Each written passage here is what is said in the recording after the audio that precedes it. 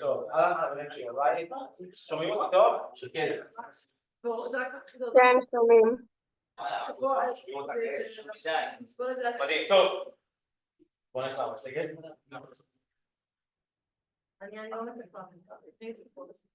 טוב, מה אנחנו נראה היום? אז שבוע שעבר דיברנו על רשתות מסוג שקראנו להם fully connected או MLP, multi-layer perceptron או pit forward network. זאת אומרת, ראינו את הארכיטקטורה המאוד מאוד בסיסית לרשתות נוירונים שבה כל נוירון היה מחובר לכל הנוירונים של התמונה, נכון? זה נקרא fully connected layer, fully connected network. היום אנחנו נראה ארכיטקטורה נוספת של רשתות שנקראת CNN, Convolutional Neural Network, שהיא בעצם באה יותר להתמודד עם דאטה-סטים מסוג תמונות. ראיתם את דיברתי. אנחנו טיפה נחזור על דברים ונעמיק טיפה עוד דברים, אוקיי? אז זה מה שאנחנו נראה בעיקר היום, ואחרי זה אנחנו נדבר על נושאים אחרים שהם יעזרו לנו גם בהמשך. אוקיי, אז מה זה Convolutional Neural Network? אז בואו נשקיע ל-CNN. אז קודם כל... זה הפילטר. נכון. אז קודם כל, מה זה? CNN זה משפחה של רשתות, אוקיי? עם ארכיטקטורה מאוד מאוד מסוימת, שאנחנו נדבר עליה בהרחבה היום, אוקיי? והמשפחה של הרשתות האלה מאוד מאוד שימושית, הרבה מאוד משימות בעולם ה-Computer Vision, ראייה ממוחשבת, אוקיי?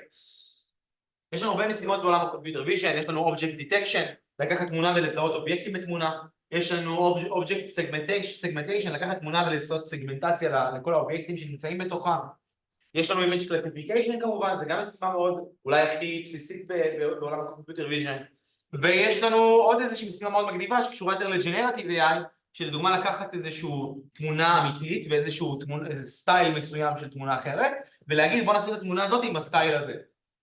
זה יותר בא מעולמות של ה-Generative AI, אוקיי? אז כל המשימות האלה משתמשים בהן בארכיטקטורות שונות של CNN, אוקיי? שאנחנו נדבר על חלקם היום.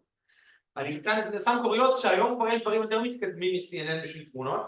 אתם בהרצאה דיברתם קצת על טרנספורמרים, attention וכל זה, אז זה נוצר במקור, הטרנספורמר נוצר במקור להתמודד עבור דאטה מסוג טקסט, אבל היום יש גם vision transformer שיודע להתמודד עם דאטה מסוג תמונות. אז CNN עדיין שימושי, הוא עדיין במשחק, עדיין משתמשים בו, אבל שתדעו שגם היום יש פה מודלים שהם אפילו לפעמים עובדים יותר טוב גם ה-CNNים, אבל חשוב מאוד מאוד להכיר את זה. אוקיי, אז מה זה? זה הרשת שראינו שבוע שעבר, רשת שנקראת fully connected, MLP, fit forward, הכל אותו דבר. מה שמאפיין אותו בעיקר זה העובדה שבכל שכבה, כל נוירון בשכבה מחובר לכל הנוירונים שלפניו.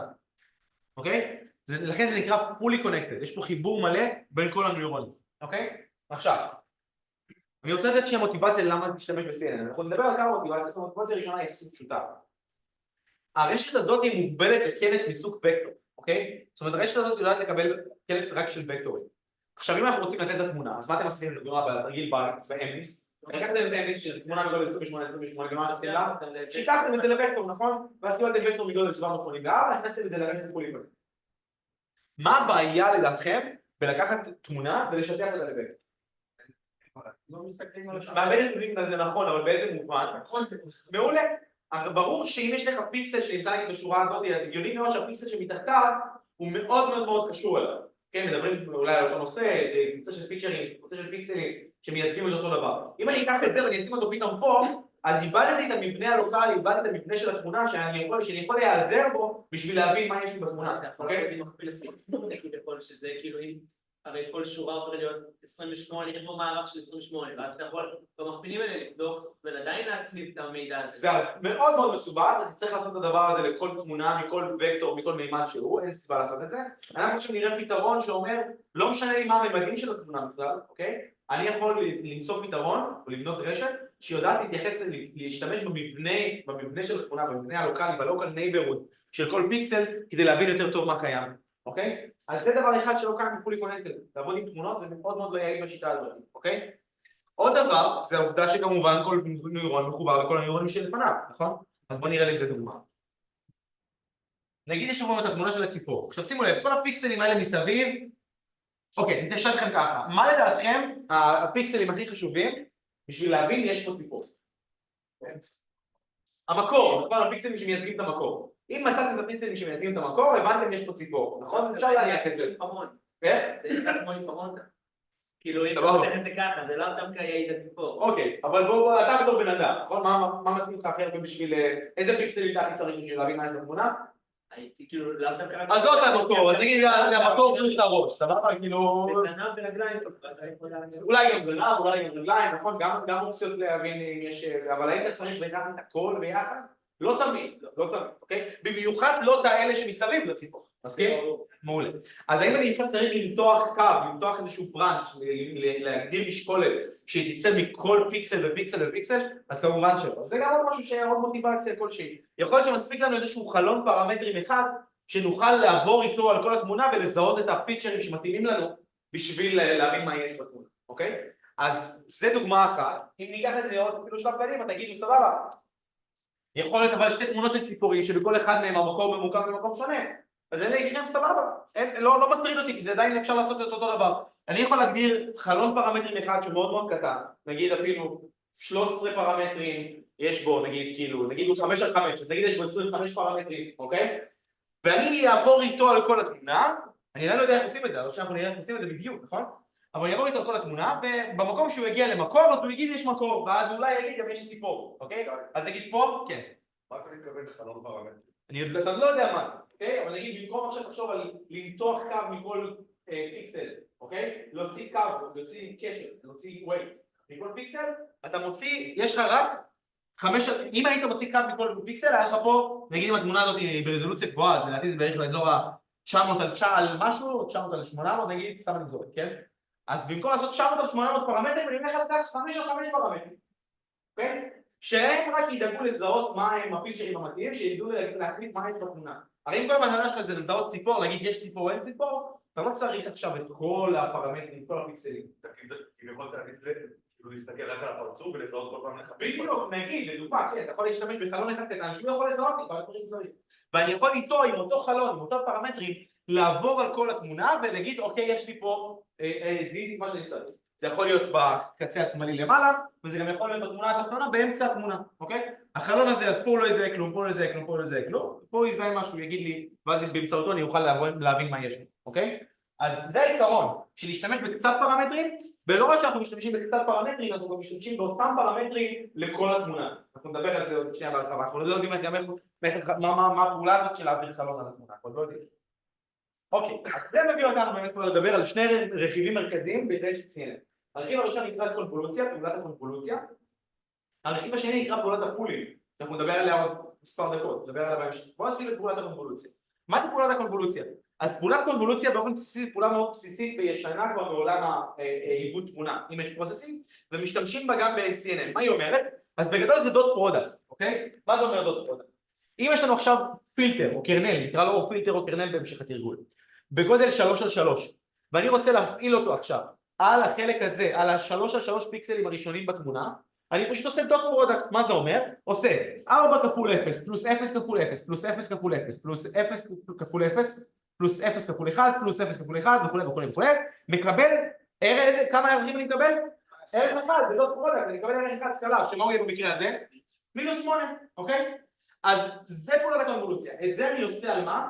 על כל חלק וחלק וחלק בתמונה, עובר על זה כמו סליידינג ווינדו, על כל החלק וחלק בתמונה, וגם על זה אנחנו נדבר, בדיוק עושים את זה, אוקיי? אז זה פעולת הקונבולוציה, זו פעולה מאוד מאוד בסיסית בעולם עיבוד התמונה, ואנחנו משתמשים בה גם פה ברשת CNN, כן. בעצם יהיה לך משהו ממש קל. נכון, אבל עוד נטפל גם בדבר הזה, עוד שנייה, סבבה? כן. ויש לך כמה תמונות, אתה מעביר את הפילטר כאילו על כולם וסוכם את הכל ביחד, לא. זה עובד. כמו שברשת פול קונקטד אתה לוקח תמונה, מעביר אותה ברשת, מקבל אאוטפוט, אז גם פה אתה לוקח תמונה, מעביר את הפילטר, מקבל אאוטפוט וממשיך הלאה, אבל עוד לא סיימתי, זה רק הפעולה של הקונבולוציה, הרשת הזאת היא הרבה יותר מורכבת מזה. כן, אני מדבר במצב שיש לך כמה תמונות. אז איך עשית את זה? יש לך כמה תמונות בפול קונקטד, איך אתה עושה את זה? ברשת פול קונקטד יש לך כמה תמונות, מה אתה עושה? חבר? כאילו אתה מכפיל את הוקטור על כל התמונות. אז שם זה פולי קונקטד, אתה לוקח את התמונה משטח אותה, ועושה פורוורד, WX, ומפעיל על זה אקטיבציה, ואז עוד WX מפעיל על זה אקטיבציה, נכון? אז פה אין לך WX, יש לך את הקרנל, שהוא עובר לך על כל התמונה, ואתה מקבל תמונה קטנה יותר. ואז עוד, אני לא סיימתי, שוב, זה לא האוטפוט עדיין. האוטפוט יהיה עוד בהמשך, אנחנו נדבר עליו, לא הגענו לשם. אבל זה רק אומר, אני לוקח תמונה, מפעיל עליה קרנל, ומקבל תמונה חדשה, או מקבל פיצ'ר מק חדש. האם הוא יהיה קטן יותר מהתמונה המקורית או לא? אחרי שהעברת את הקרנל, עכשיו אין לי פה, יש לי רק את זה ואת זה, העברתי את הקרנל, קיבלתי פיצ'רמן, זה נקרא פיצ'רמן, בפלט בפעולת הקונבולוציה זה נקרא פיצ'רמן. האם הוא קטן יותר בממדים שלו מהתמונה המקורית? חד משמעית כן, שים לב, הוא אינטואיטיבי. לקח את הקרנל של 3 על 3 ויוצא את הערך 1, אוקיי? אז בערך זה יהיה קטן יותר, אוקיי? לא, הם קצת מקום סמוך, זה שכל השמונה אולי מסביב לא יהיו זה יוצא לא. בשתיים. יש נוסחה שאומרת בדיוק בכמה זה קטן, למרות שאני אראה עליה. אולי הפינות שתלויים לא בסדר מעניין. כן, מי שקרוב לממד אחד. נכון, זה לא ירד בהרבה, תסכים. תלוי, אולי בממדים יותר גבוהים, אז זה יהיה הרבה יותר משמעותי, גם זה תלוי בעוד פרמטרים שעוד לא ראינו אותם, אוקיי? אבל בגדול, בהחלט, בלי שום תוספות שלא דיברנו עליהן, הפלט נהיה קטן יותר, אוקיי? אז זה כמובן צריך להתייחס לדבר הזה, כי אם המידע הרלוונטי נמצא בקצוות של התמונה, אז יכול להיות שבזה שאני מקטין את התמונה, אז איבדתי את המידע הרלוונטי, לכן זה בהחלט משהו שצריך להתייחס אליו. כן. איזה פיקסל הוא יתפוס בתמונה החדשה? לא יודע. לא יודע. הוא עושה לך פה עכשיו סוג של ממוצע, נכון? סוג של ממוצע כזה של הפיקסלים, ושם לך את התוצאה פה. עוד שאנחנו נראה, בהמשך שוב אנחנו נראה ויזואליזציות של לראות אולי לקבל מושג מה המודל רואה בכל שכבה, אוקיי? אבל אנחנו לא יודעים באמת, כן? בכללי אנחנו לא יודעים, אפשר לנסות אולי להבין אינטואיציות, מה הוא רואה בכל שכבה. אנחנו נדבר על זה, כן. מה זה לקרנל? פיפסטנדרט? כן, זה היפר פרמטר. תמיד 3 על 3? לא, לא, אתה מחליט, כמו היפר פרמטר. נכון, נכון. גם בין שכבות אתה יכול לשנות את הגודל. סבבה? כן. אתה מעביר את אותו קרנל לכל התמונה, נכון? אתה מעביר את זה. כן, בדיוק. זה מה שעושה. כבר בונים את זה, המשהו כזה. זה המיקרופון נראה לי. זה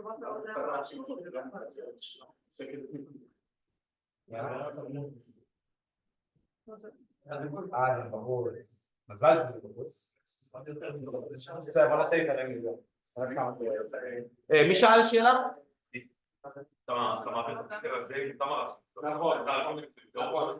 כן, אתם שואלים שאלות מצוינות, אבל עוד לא דיברנו עליה, לא דיברתי על כלום.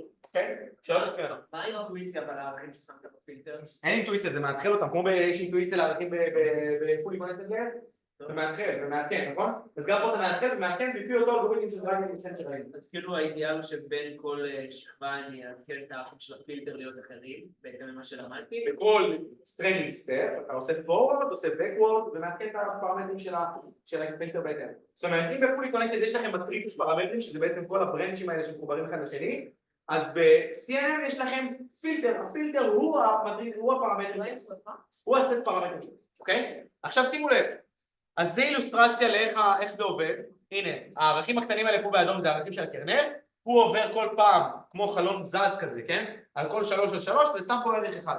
אז אם אתם רואים, הנה הקלט המקורי היה 5 על 5, והוא קטן לנו להיות 3 על 3, סבבה? עכשיו, שאלה לי אליכם. זה מטריצה דו-ממדית. תנו לי דוגמה לתמונה שהיא מטריצה דו-ממדית, איזה סוגים של תמונות עם יום דו-ממדית? שחור לבן. שחור לבן זה תמונה דו-ממדית, כל ערך שם הוא בין 0 ל-255. אם התמונה היא צבעונית, אז מה הגודל, אז מה, איך התמונה, איך התמונה זה תראה? תלת-ממדית, יהיה לנו דו-ממד, אם בכל כניסה במטריצה יהיה לה 3 ערכים. אז אם יש לי עכשיו input שהוא RGB, הוא לא רק דו-ממדי כמו זה, הוא RGB. אז מה יהיה הממדים של הקרנל? נגידו, האינפוט הוא 32 על 3. אז מה יהיה הממדים של הקרנל? 5 על 3. 5 על 5 על 3. זאת אומרת, הממדים של הקרנל, שימו לב למה שאני אומר, הממדים של הקרנל, תמיד, הממדים של העומק של הקרנל, תמיד יהיה שווה לממד של העומק של האינפוט שלו, אוקיי? אם האינפוט הוא בעומק 3, זאת אומרת יש לו 3 ערכים לכל כניסה, אז גם הקרנל יהיה לו 3 ערכים. ופעולת הקונבולוציה תישאר אותו דבר בדיוק. במקום להעביר בעצם איזשהו ריבוע כזה על כל התמונה, אנחנו מעבירים איזושהי קובייה על כל התמונה, אוקיי? בגודל מסוים. ועושים את אותה פעולת קונבולוציה, פשוט ערך אחד כפול ערך שני, ערך שני כפול פלוס ופלוס ופלוס. והפלט תהיה גם... ערך אחד. הפלט יהיה כמובן ערך אחד, חד משמעית כן. איך אתה תקבל פלט 10 ממדים, עם עומק 10? פלט עם עומק 10. איך אתה מקבל? אם יש לך פילטר אחד, אתה מקבל פלט דו-ממדי, נכון? לקחת תמונה מעומק 3, עשית על הפילטר בעומק 3, קיבלת פלט דו-ממדי, מעומק 1, סבבה? אם אני עכשיו אומר לך, תקשיב, אני רוצה שתביא לי פלט לא מעומק 1, מעומק 10, מה אתה עושה? 10 פילטרים, אם עשית 10 פילטרים, כל אחד מהם מעומק 3, קיבלת תמונה, קיבלת 10 פיצ'ר מפס, שאפשר לפרשן אותם גם כפיצ'ר מפ אחד מעומק 10. ברור הדבר הזה? מעולה. רגע, אבל תגיד, בפועל זה באמת כמו שעושים, כל פעם אתה תריץ הרבה פילטרים כדי להשיג פיצ'ר אחד. נגיד סתם מה, שאתה רוצה לזהות פנים, אז לא תמיד יהיה נכון לזהות עיניים רק פיצ'ר אחד. חד משמעית, נכון. אנחנו תמיד מפעילים, עוד שאנחנו נראה, אנחנו לרוב נפעיל הרבה יותר מפיצ'ר אחד. לרוב זה יהיה משהו בסביבות 10, 20, פילטר. הרבה פילטרים של פיצ'ר אחד, נכון. יכול למצוא הרבה פיצ'ר. נכון. זאת אומרת, תהיה לך, את הפעולה הזאת אתה תעשה כמה פעמים, עם כמה פילטרים. סבבה? מעולה. אז הנה דוגמה. לעשות זה בעצם RGB, red, green, blue, וזה הקרנל. עכשיו הקרנל הוא תלת ממדי, כן? פשוט זה עבור המימד הראשון, זה עבור העומק הראשון, זה עבור העומק השני, זה עבור העומק השלישי. לעשות את הדבר הזה זה כמו לקחת קובייה ולהעביר אותה באותה מידה כאילו. נכון, אבל הוא עושה את זה על כל אחד בנפרד, זה פשוט, זה שקול לעשות את הדבר הזה, פשוט פה הוא הראה לך, הוא פירק לך את זה, כן? נכון, למה? כי יש פה קרנל אחד, נכון? נכון, זה בדיוק שאמרתי לפני שנייה. כי יש לך אינפוט מעומק 3, ואם יש לך קרנל מעומק 3, 1, אז אתה תקבל מטריצה דו-ממדית. חד משמעית. למה? כי פעולת הקונבולוציה, לא משנה מה העומק של פעולת הקונבולוציה. פעולת הקונבולוציה תמיד מוציאה לך מה? ערך 1, הבנת? אז לכן אתה תקבל מטריצה דו-ממדית. זה יהיה בעצם, הערך הזה יהיה שקול לדבר הזה, לריבוע הזה, לריבוע הזה ולריבוע הזה. זה יהיה לריבוע השני, השני פה והשני פה, וכן הלאה וכן הלאה וכן הלאה. זה לא סוג, זה דוד פרודקט. שנייה, יובל, כן.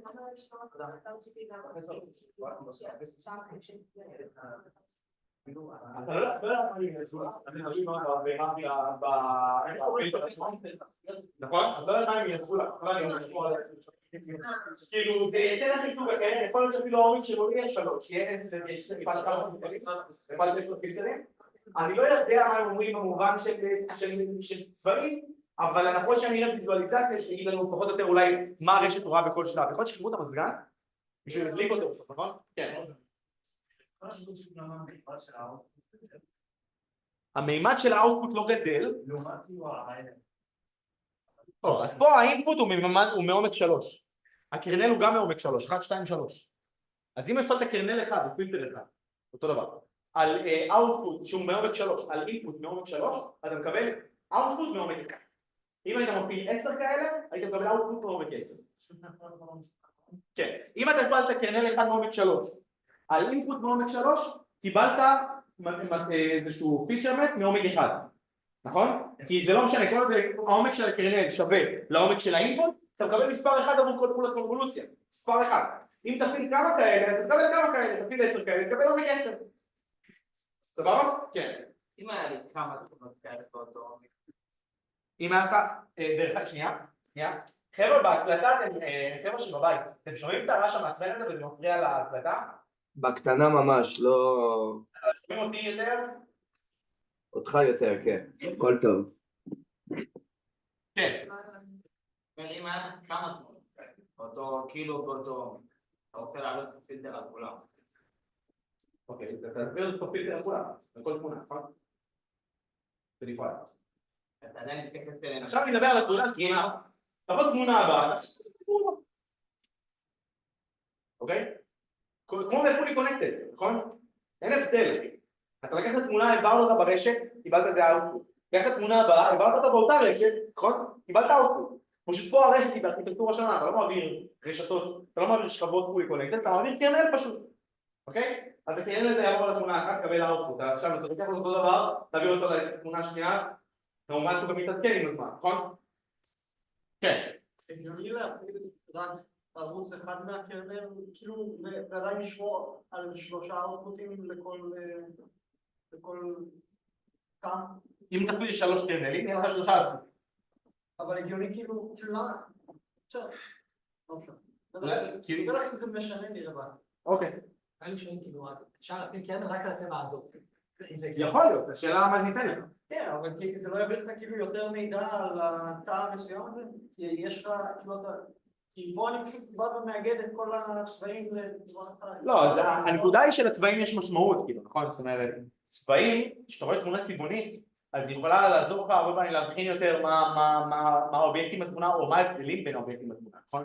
תמונת שחור לבן היא פחות אינפורמטיבית מתמונת RGB, סיים? כן.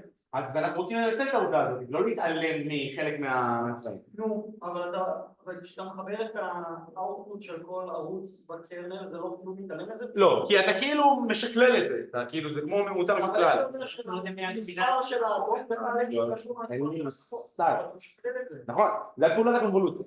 זאת אומרת, אין לי מושג איך המשקול יעבוד כאילו, ומה הוא ישים לה, כמה משקל הוא ישים לאדום, כמה משקל הוא ישים לכחול, כמה משקל הוא ישים לירוק, אין לי מושג. זה הרשת מחליטה תוך כדי תהליך הלמידה, ואתה מצפה שהוא באמת ילמד את האינפורמציה הרלוונטית, אוקיי? זה הנקודה. אין פה הסברים, אני גם לא יודע להסביר לך, כאילו אני לא יודע איך הרשת עושה את זה, אין לי מושג. לא, אין מצב אבל כאילו לא קורה שאנשים עושים כאלה קרנלים שונים וצבעים שונים? זה תמונות או שיש... זה סוג של קרנלים שונים לצבעים שונים, אני לא מתייחס לזה, זה קרנל, אתה רואה שהקרנל הזה והקרנל הזה הם שונים, נכון? כן. זאת אומרת, העומק פה הוא שונה. זה מה שאתה אומר, נכון? זאת אומרת, יש לי מטריצת פרמטרים אחת, או קרנל פרמטרים אחד עבור הגרין, עבור אחד עבור הבלו, עבור אחד עבור הבלו. אוקיי? כן. לא, כאילו רוצה לפצל פיצ'רים. שחד לפצל אותו לכמה?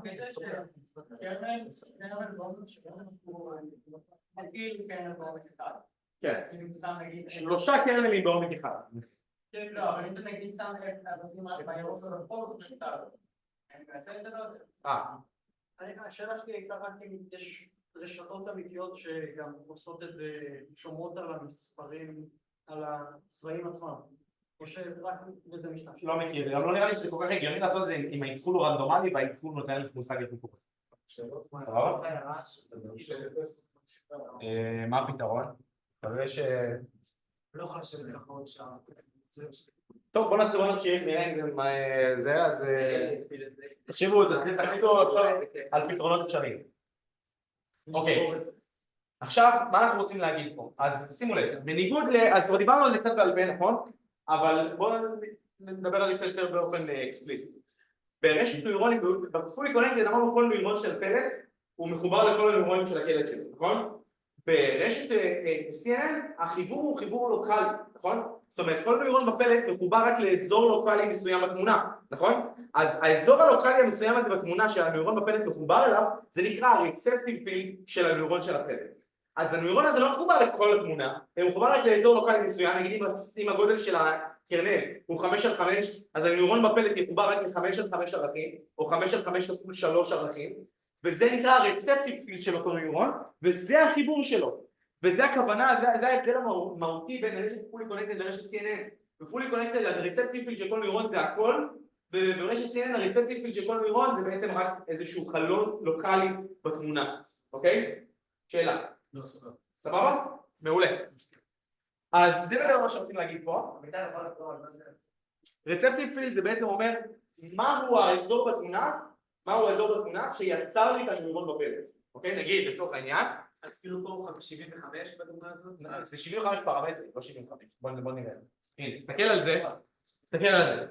מה הרצפטיב פילד של זה? זה הפלט, נכון? זה נוירון הפלט. מה הרצפטיב פילד של זה? הרצפטיב פילד של זה בעצם האזור בתמונה, נגיד הקרנל בגודל 3, אז הרצפטיב פילד של זה האזור, זה וזה. זה כאילו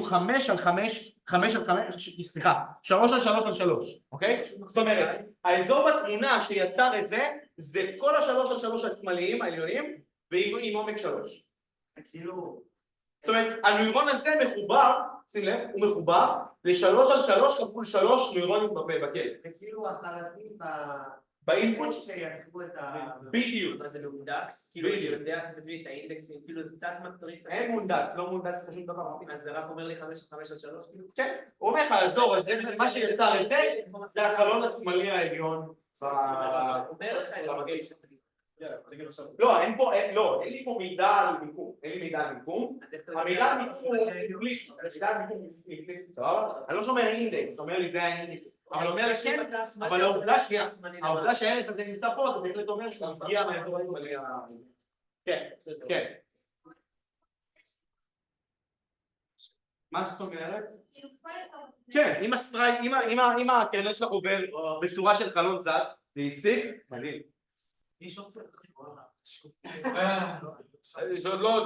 זה כבר דיברנו עליו, אין בעיה. האזור, אז כניסת החלון בצורה של סלידינג ווינדו, נכון? אז יהיה לך עבור כל סלידינג ווינדו, יהיה לך עבור כל הזזה כזאת, יהיה לך ניורון אחד, אוקיי? שיתייחס לאזור הזה בתמונה, אוקיי? זה הרצפטיב פילד של הניורון הזה, כן. שווה שוטים. אחרי זה נגיד, נעשה רבע ואז נעשה עוד שכבת אוכלוסייה, ועוד שכבת נכון, עוד לא דיברנו על זה, אבל כן. באופן עקרוני. כן. אז אני אומר, אבל הפחד שפתאום זה יצטמצם עוד ועוד ועוד. זה לא פחד, זה מה שאנחנו רוצים להציג עוד שנייה נדבר על זה. נדבר על זה עוד שנייה. נדבר על זה עוד שנייה. לרוב לא משתמשים בפילטר אחד, רוצים כמה פילטרים, כי לתפוס כמה שיותר דברים, כיוון שפילטר אחד לא עובד את הכל מספיק טוב. זה לא כאילו, הסגנגריה של מספר פילטרים זה מספר משקולות זה הוויד, הלג, הוויד, ההייט והעומק, והדפט.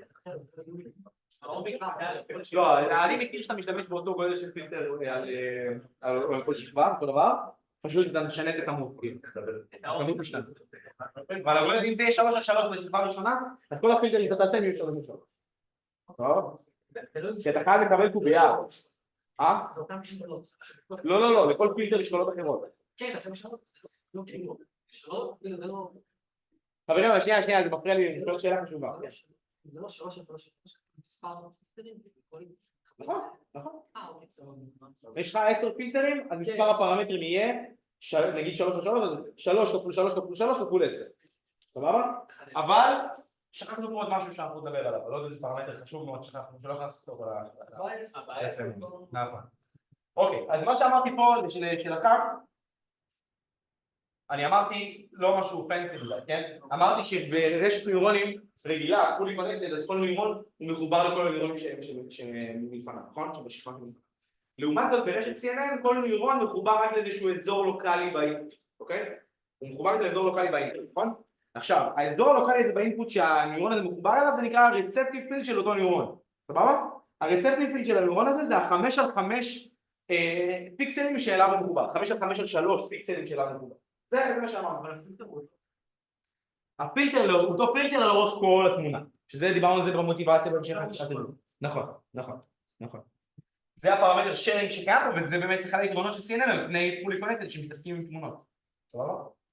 מעולה. עכשיו פדינג, אז אמרנו אנחנו לא רוצים, יכול להיות שמידע רלוונטי קיים, המידע הכי רלוונטי של התמונה, הגיונית, לפעמים זה קורה, הוא קיים דווקא בקצוות של התמונה, אוקיי? אם הוא קיים בקצוות של התמונה, ואנחנו עוד לא עושים פדינג, אז אנחנו פשוט, כמו שאמרנו, אנחנו לוקחים את התמונה, עושים עליה קונבולוציה, מקבלים משהו שהוא קטן יותר בממדים שלו, נכון? אז הגיוני מאוד שאת האינפורמציה שהייתה בקצוות, איבדנו, נכון? כי עכשיו קיבלנו משהו קטן יותר. אז מה שעושים כדי להשאיר את התמונה באותו גודל, אז הרבה פעמים משתמשים בטכניקה שנקראת פדינג. אנחנו אומרים, אנחנו לוקחים את האינפוט המקורי, מרפדים באפסים מסביב, ואז מעבירים את הקרנל, את הפילטר, על כל הקלט החדש, מהאפסים מסביב, ומקבלים אאוטפוט שהוא מכיל גם את המידע שקיים בקצוות. אם לא היינו עושים את זה, אז רק המידע שקיים בפנים היינו מתחשבים בו יותר מדי, המידע שקיים בקצוות היינו יכולים אפילו להתעלם ממנו, ברגע שריפדנו באפסים, דרך אגב, לא חייבים לרפד בו באפסים, אפשר לרפד בעוד שיטות, נגיד אפשר לעשות ממוצע נגיד של האזורים שמסביב, אפשר לעשות העתקה של הפיקסל שפה לאזורים שמסביב, יש כל מיני שיטות לפדינג, הכי בסיסית זה ריפוד באפסים, אבל בגדול המטרה פה זה לשמור על הגודל של האינפוט כדי לא לאבד את המידע שנמצא בכתב. לא הגענו לא התייספת, כן. למה במקור אני כן מעבד ביניהם אני עושה דוד פרודוקס כאילו על כל כי הצלחת את הכלב, נכון? אבל שים לב כאילו נתתי משקל גם לכאן שהיה בקשודת אבל פחות, זאת אומרת עברת על ה... פחות, לדומי לא, שים לב אם עברת עכשיו אתה עובר על זה, אז על זה אתה עובר רק פעם אחת הבנת? ההרצאה שלנו שלוקחים פיקסלים דומים אפשר גם פיקסלים דומים זה שם אני אמרתי עכשיו ואמרתי אתה יכול לא ממוצע של הפיקסלים הקרובים או ממש לקחת אותם ולהרחיב אותם לכל מיני שיטות בפדינג טוב? כן אבל חברים שנייה חבר'ה אם מי שואלים שאלות בואו נהיה איזה זה גם מוציא אותי מריכוס כן הוא היה 3-3 כן והפעלנו אותו בפרק 5-5 ואחר כך הוא לא צובר בעליו הוא נשאר, הוא אמור להישאר, יש מסחר אז כן, בגדול כן אתה 3-3 איבדנו, יצא 5. כן, לא יודע, אז מה בדיוק מה... יכול להיות, כן, בגלל שהקרנלס, כי זה תלוי גם בקרנלס. או שאני מצחק שתגיד לך, מהו כמות הפדינג שאתה צריך, זאת אומרת כמה פדינג, כמה שורות של פדינג אתה צריך, בשביל לקבל את אותו מימד של תמונה בפדינג. לא, אנחנו נראה שאני מצחק. תסביר את זה. אוקיי? מעולה. תסביר, אתה אומר שזה בעייתי, אבל עדיין. לא, אז אם אתה עושה פדינג, אז כביכול אתה אמור לא לאבד את המידע שקיים בקצוות, אבל אנחנו נראה שבסוף אנחנו כן נרצה להקטין עם הזמן את התמונה, אנחנו נדבר על זה, אוקיי? עכשיו שימו לב. בנוסף לפדינג יש עוד אלמנט מאוד חשוב שצריך לקבוע אותו כשאנחנו משתמשים ב-CNN שנקרא סטרייד. מה זה בעצם הסטרייד? סטרייד זה בכמה אני מזיז את החלון הזז הזה בכל פעם. אם הסטרייד שווה 1 אז אני כל פעם מזיז פעם בפיק אחד, זאת אומרת בפיקסל אחד את החלון הזה, נכון? זה סטרייד שווה 1. אם הסטרייד שווה 2 אז אני מזיז כל פעם ב2. עכשיו זה כמובן גם אמור להשפיע על מה? על גודל האוטפוט, נכון? אז סטרייד אחד זה בעצם הבסיסי, אבל יכול להיות שאני לא יוצא סטרייד אחד. דוגמה אפשרית ללמה אני לא יוצא סטרייד אחד. נגיד אם יש לי מלא פיקסלים שהם לא רלוונטיים בתמונה, אז תזיז, תעוף, מה אתה צריך עכשיו לעבור אחד לחזור על אותם הדרכים כמובן, נכון? אז יכול להיות שגם עם גודל הסטרייד אני אמצא 20, אוקיי? סטרייד זה בכמה אתה מזיז את החלון כל פעם. האם אתה מזיז אותו בפיקסל אחד, כמו זה, ראית שהירוק פה זז אחד, או אתה מזיז אותו ב2, כמו זה, או ב3, וכן הלאה, אוקיי?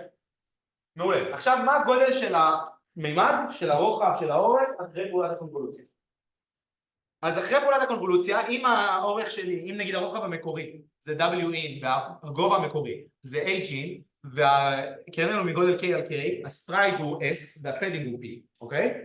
אז הגודל של הכלא של רוחב הפלט יהיה פשוט WIN מינוס K פלוס 2P חלקי S, זאת אומרת אני רואה דוגמה פלוס 1, וזה מכיוון שזה יכול להיות מספר שהוא שבר, אז אנחנו נעשה לו עיגול כלפי מטה, ואותו דבר על ה-H-out, H-in, זאת אומרת המימד של הגובה של הקלט, פחות הגודל של הקרנל, פלוס 2P חלקי S פלוס 1. דוגמה, אם יש לנו עכשיו תמונה מגודל עם רוחב 125 עם גובה 49, ויש לנו פילטר מגודל 5 עד 5, אוקיי? והפדינג שלנו הוא 2, זאת אומרת, הספנו 2 ריבועי הפסים מסביב, אוקיי? וסטרייד שלנו 2, אנחנו קופצים כל פעם 2. מה יהיה הגודל של האוטפוט? מה יהיה הגודל של האוטפוט של הרוחב? הגודל של האוטפוט של הגובה. אז עושים פשוט כמו הנוסחה בדיוק, נכון? אם זה הרוחב המקורי, אז זה 125 פחות 5, למה? כי הפילטר הוא בגודל 5 עד 5, פלוס 2 כפול 2, למה? כי 2 זה 2 מהנוסחה, וה-2 פה זה הפדינג, מחלקים ב-2 פלוס 1 מקבלים שזה 63. אותו דבר עושים לגובה, 49 מינוס 5 פלוס 2 כפול 2 חלקי 2, מקבלים 25. זאת אומרת, אם הרוחב המקורי ב-25, הרוחב הפלט יהיה 63, שלשאלתך זה יכול להיות גם אפילו מאוד מאוד שונה, והגובה של הפלט יהיה בעצם 25. למה? כי יש פה עוד פרמטרים חוץ מהקרנל שהם בעצם גודל הסטרייד וגודל הפלט, אוקיי? אז זה נוסחה לחישוב, אם הייתי מביא לכם הרבה מקרים כאלה, הייתם עולים על הנוסחה הזאת גם בעצמכם, אין פה משהו פנסי מדי. למה זה שימושי? כי לדוגמה, אם אתם רואים עכשיו שיש לכם הרבה תמונות, שיש הרבה מידע רלוונטי בקצה, אתם רוצים להגיד, אוקיי, אני יודע את גודל התמונה, מה הגודל הפדינג שאני צריך בשביל להשאיר את אותו גודל של התמונה, אז אתם בהחלט יכולים להשתמש בנוסחה הזאת כדי להבין מה הגודל הפדינג שאתם צריכים בשביל להשאיר את הפלט אותו דבר, אוקיי? גם ברוחב וגם בגובה. אז מאוד פשוט, מאוד שימושי. כן. הסטרייד תמיד צריך להיות חלוקה של האורך והרוחב. אז אתה כן צריך לעשות משהו הגיוני כדי שלא... 8, אני לא יכול לצפות ל3. נכון. שנייה, פה אני רוצה לבדוק שבאמת ההקלטה, יש הקלטה. אוקיי.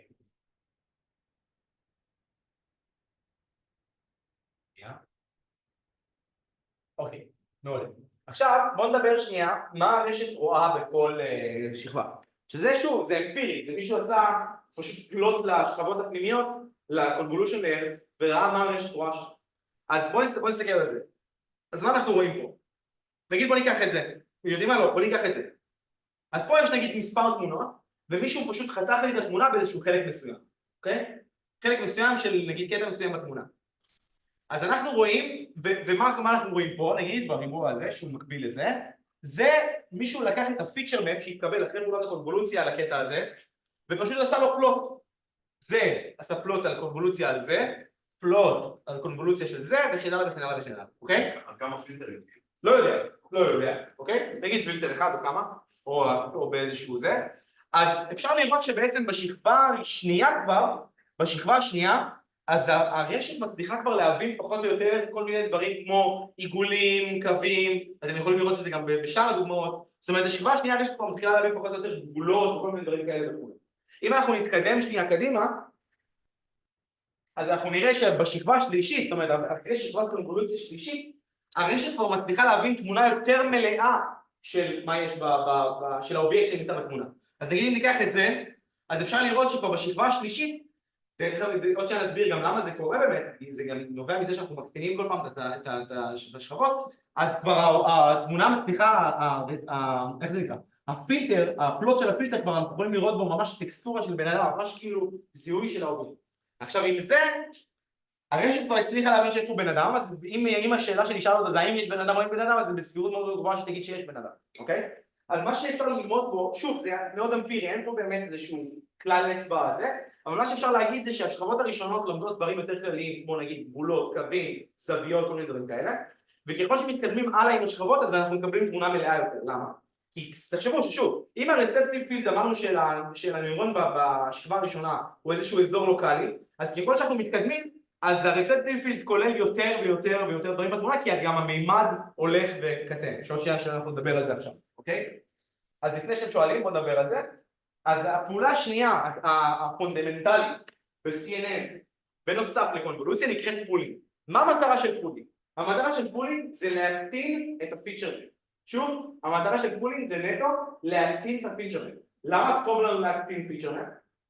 למה זה טוב? מה, איזה... חוסך מה?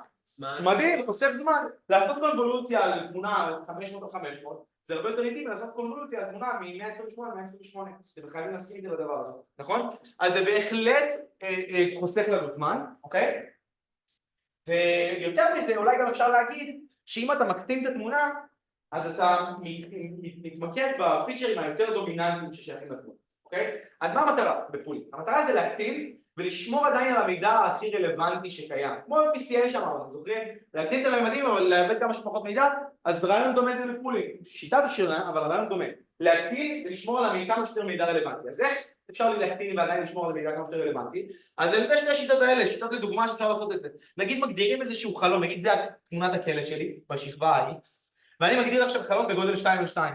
ואז אני אומר, אני רוצה עכשיו להקטין את התמונה הזאת, אז מה אני עושה? עבור כל חלון של 2 על 2 אני יכול לקחת או את המקס, נגיד אם זה, לוקח את המקס מכל הערכים האלה, במקרה הזה זה 20, או את האברג' מכל הערכים האלה, שבמקרה הזה זה 13, אוקיי?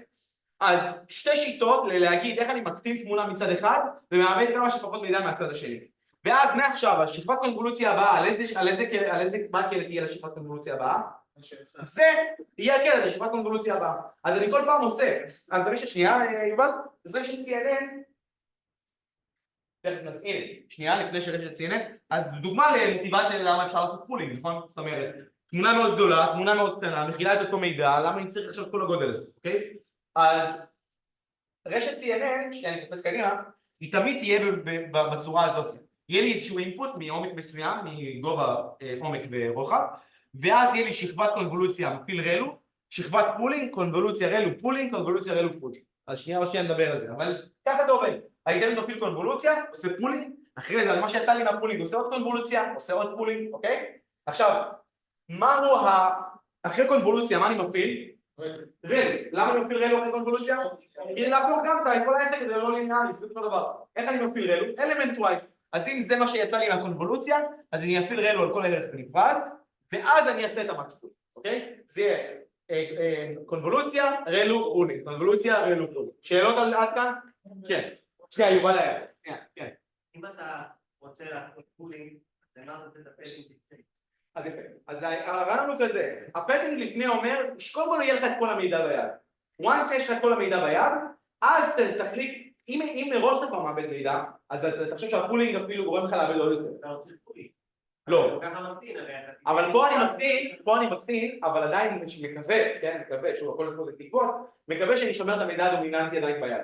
אם אתה המידע הדומיננטי שלך נגיד נמצא בקצוות, וכבר בפטינג בשלב של הקונבולוציה איבדת אותו, אז בטח שבשלב של הפולינג הוא לא יהיה קיים שם, אוקיי? אבל אם אני אעשה מקס פולינג, אני לא כל כך מאבד את המידע שהוא... אתה מאבד מידע חד משמעית, אתה מקווה שבמידע שלו דומיננטי בגלל שאתה עושה או מקס או אברג', אוקיי? אבל אם המידע הדומיננטי לא קיים מראש, אז הפולינג שלך הוא אין לו משמעות. אוקיי? זה כאילו מקטין את התמונה עם מידע שהוא לא רלוונטי בכלל, כי איבדת אותו בכלל בקונבולוציה.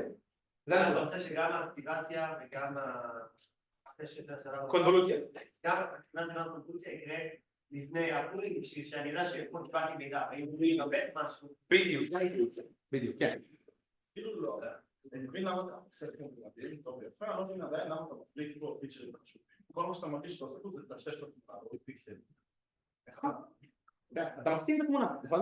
אתה לא מוצאים את מה שחשוב, אתה לא יודע, אתה אומר, אוקיי, לא, אתה לא באמת יודע, אבל אתה אומר, יוריסטיקה ללהבין מה חשוב, מה לא חשוב, זה להגיד או תעשה מקס, ואז הפיקסל, שוב, זה כבר לא פיקסל, כי אנחנו באמצע, אפילו יכולים להיות אפילו באמצע השכבות, נכון? יכולים להיות בשכבת הקונבולוציה האמצעית, אבל אתה אומר, מה שחשוב יותר זה מה שגדול יותר, אז פשוט ניקח אותו, האם זה תמיד נכון, אני לא יודע להגיד, יכול להיות שלפעמים כן, לפעמים לא, זה עובד יחסית טוב.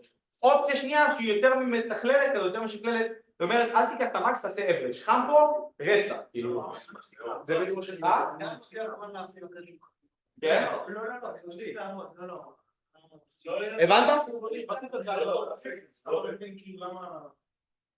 שוב, יש יתרון בלהקדים, כמובן שיש גם חסרונות בלהקדים, אתה מצפה לראות כמו כל הזמן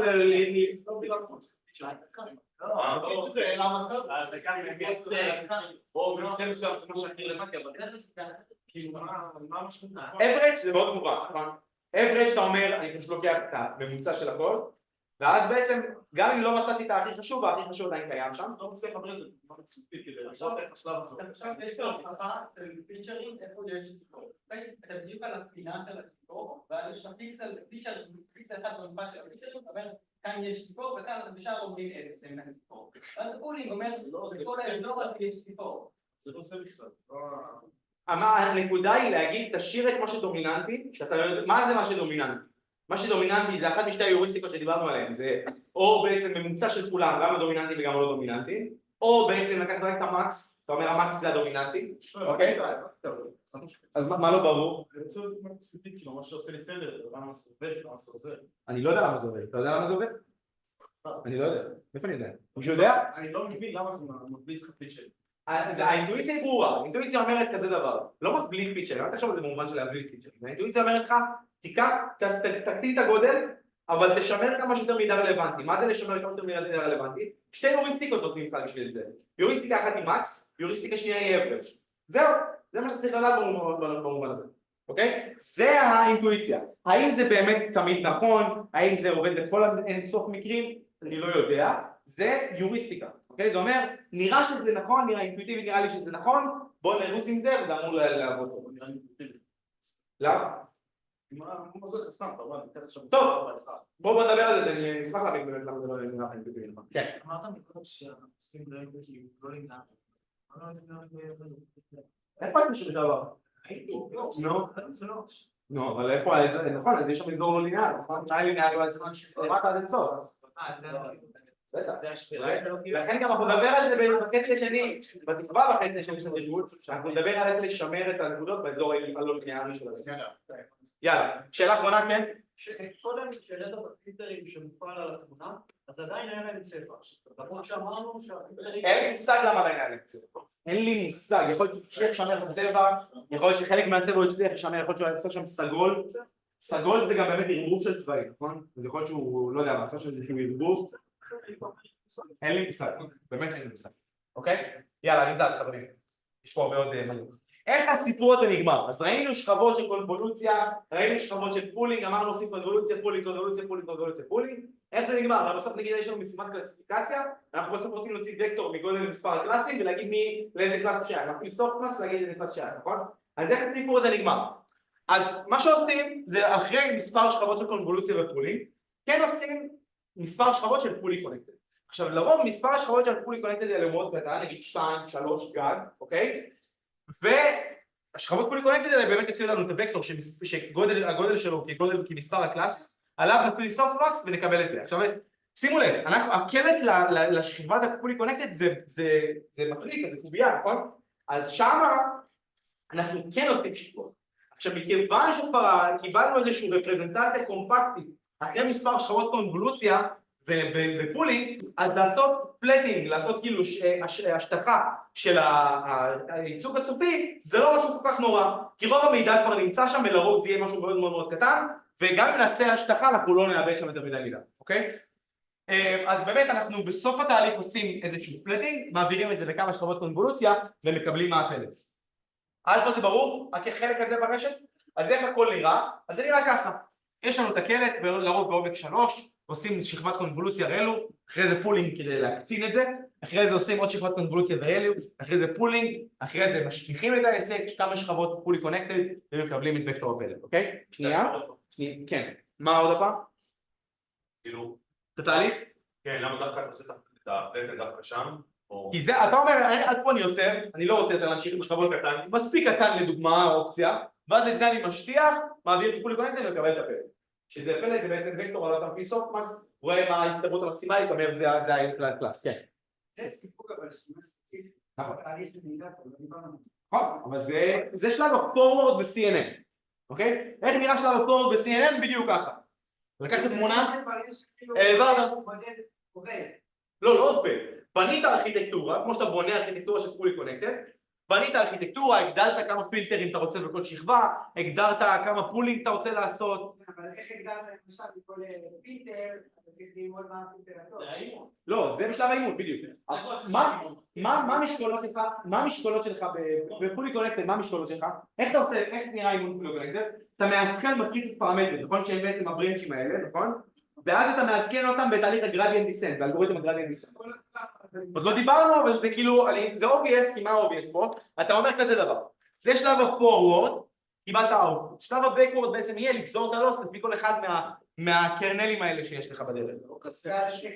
לא פשוט טכנית, אבל פשוט קונספטואלית, כן. בטח, אותו דבר, העקרונות האלה לא, אני כל מה שלמד לך פה היום, זה ארכיטקטורת הרשת חדשה. תהליך האופטימיזציה שלה, תהליך ה-forward, ה-backward, אותו דבר. וגם כשאתה תבוא לכתוב את הכל, זה יהיה לך שקוף לגמרי, אוקיי? כמובן ש-back propagation פה הרבה יותר מסובך מ-back propagation של פולי קונקטד, נכון, וגם יש לך פעולות לא גזירות בדרך, צריך לטפל בהן, מקס פולינג זה פעולה לא גזירה, אוקיי? אבל לא נדבר על זה היום. בכל מקרה, זה, ככה נראה הארכיטקטורה של הרשת. הרעיון הכללי של forward backward הוא אותו רעיון. לקחת באצ'ים של תמונות, אותו דבר, אוקיי? קטנה, כן. זה הכניסה הלא לינארית, שאם זה קטן נפש, זה גדול נפש. נכון. אבל פה הערכים האלה תמיד בין נפש לדבר 5. קודם כל אנחנו מנרמלים את הערכים, אנחנו נדבר על זה בסוף התרגול.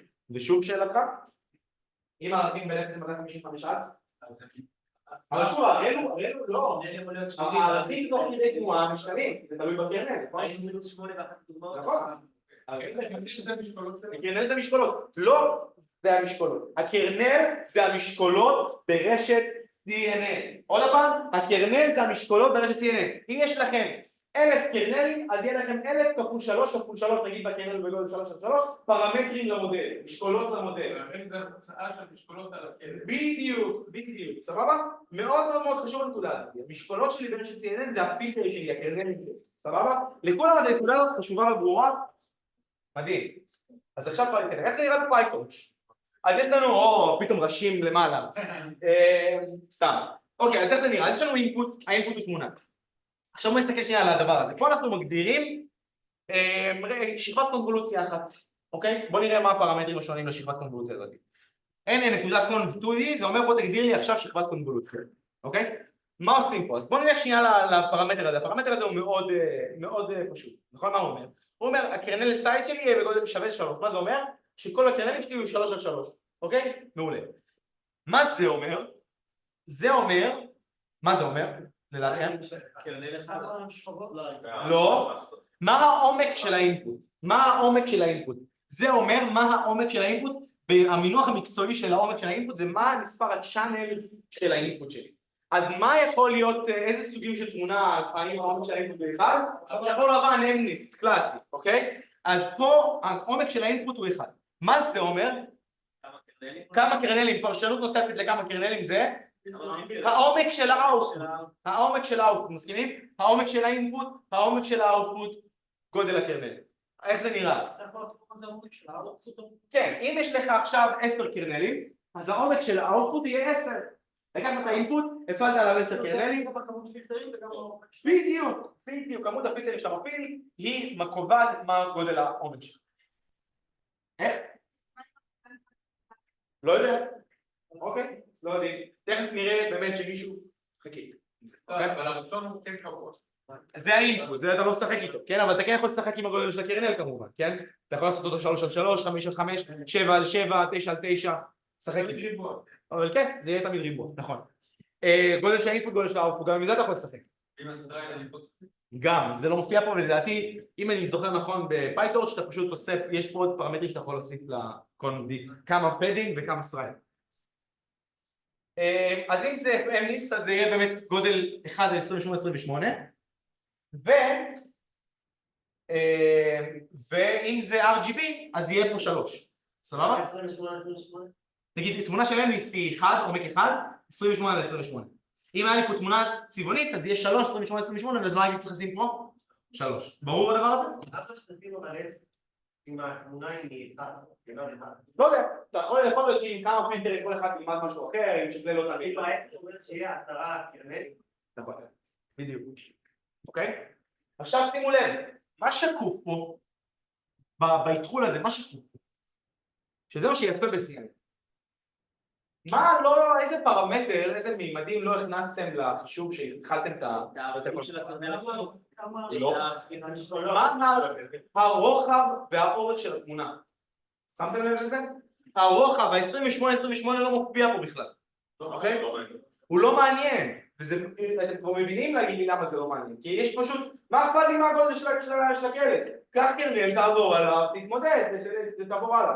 אבל זה מה שיפה גם ב-CNN. once יש לי רשת CNN מאומנת, באידיאל, אני יכול לקחת כל תמונה מכל גודל ולהפעיל את הרשת הזאת. זה גם משהו שיכול לעשות כזה, זה נכון שאני אראה כאילו דוגמה לזה. נגיד גם אם זה 11 על 11 והמקס פולינג שלך הוא 2, אז פשוט יהפוך ל5 על 5. אוקיי? עוד שאני אראה, כן. לא, קרנל סייד. אוקיי? קרנל סייד של 3, ויכול להיות 28 על 28 או 29 על 29. יכול להיות. יכול להיות שהקרנל זה... יכול להיות שתתפספס שם איזה משהו, או שאתה פשוט כאילו תצא איתו מהתמונה, ותחשב רק על 2 השני שיש לו.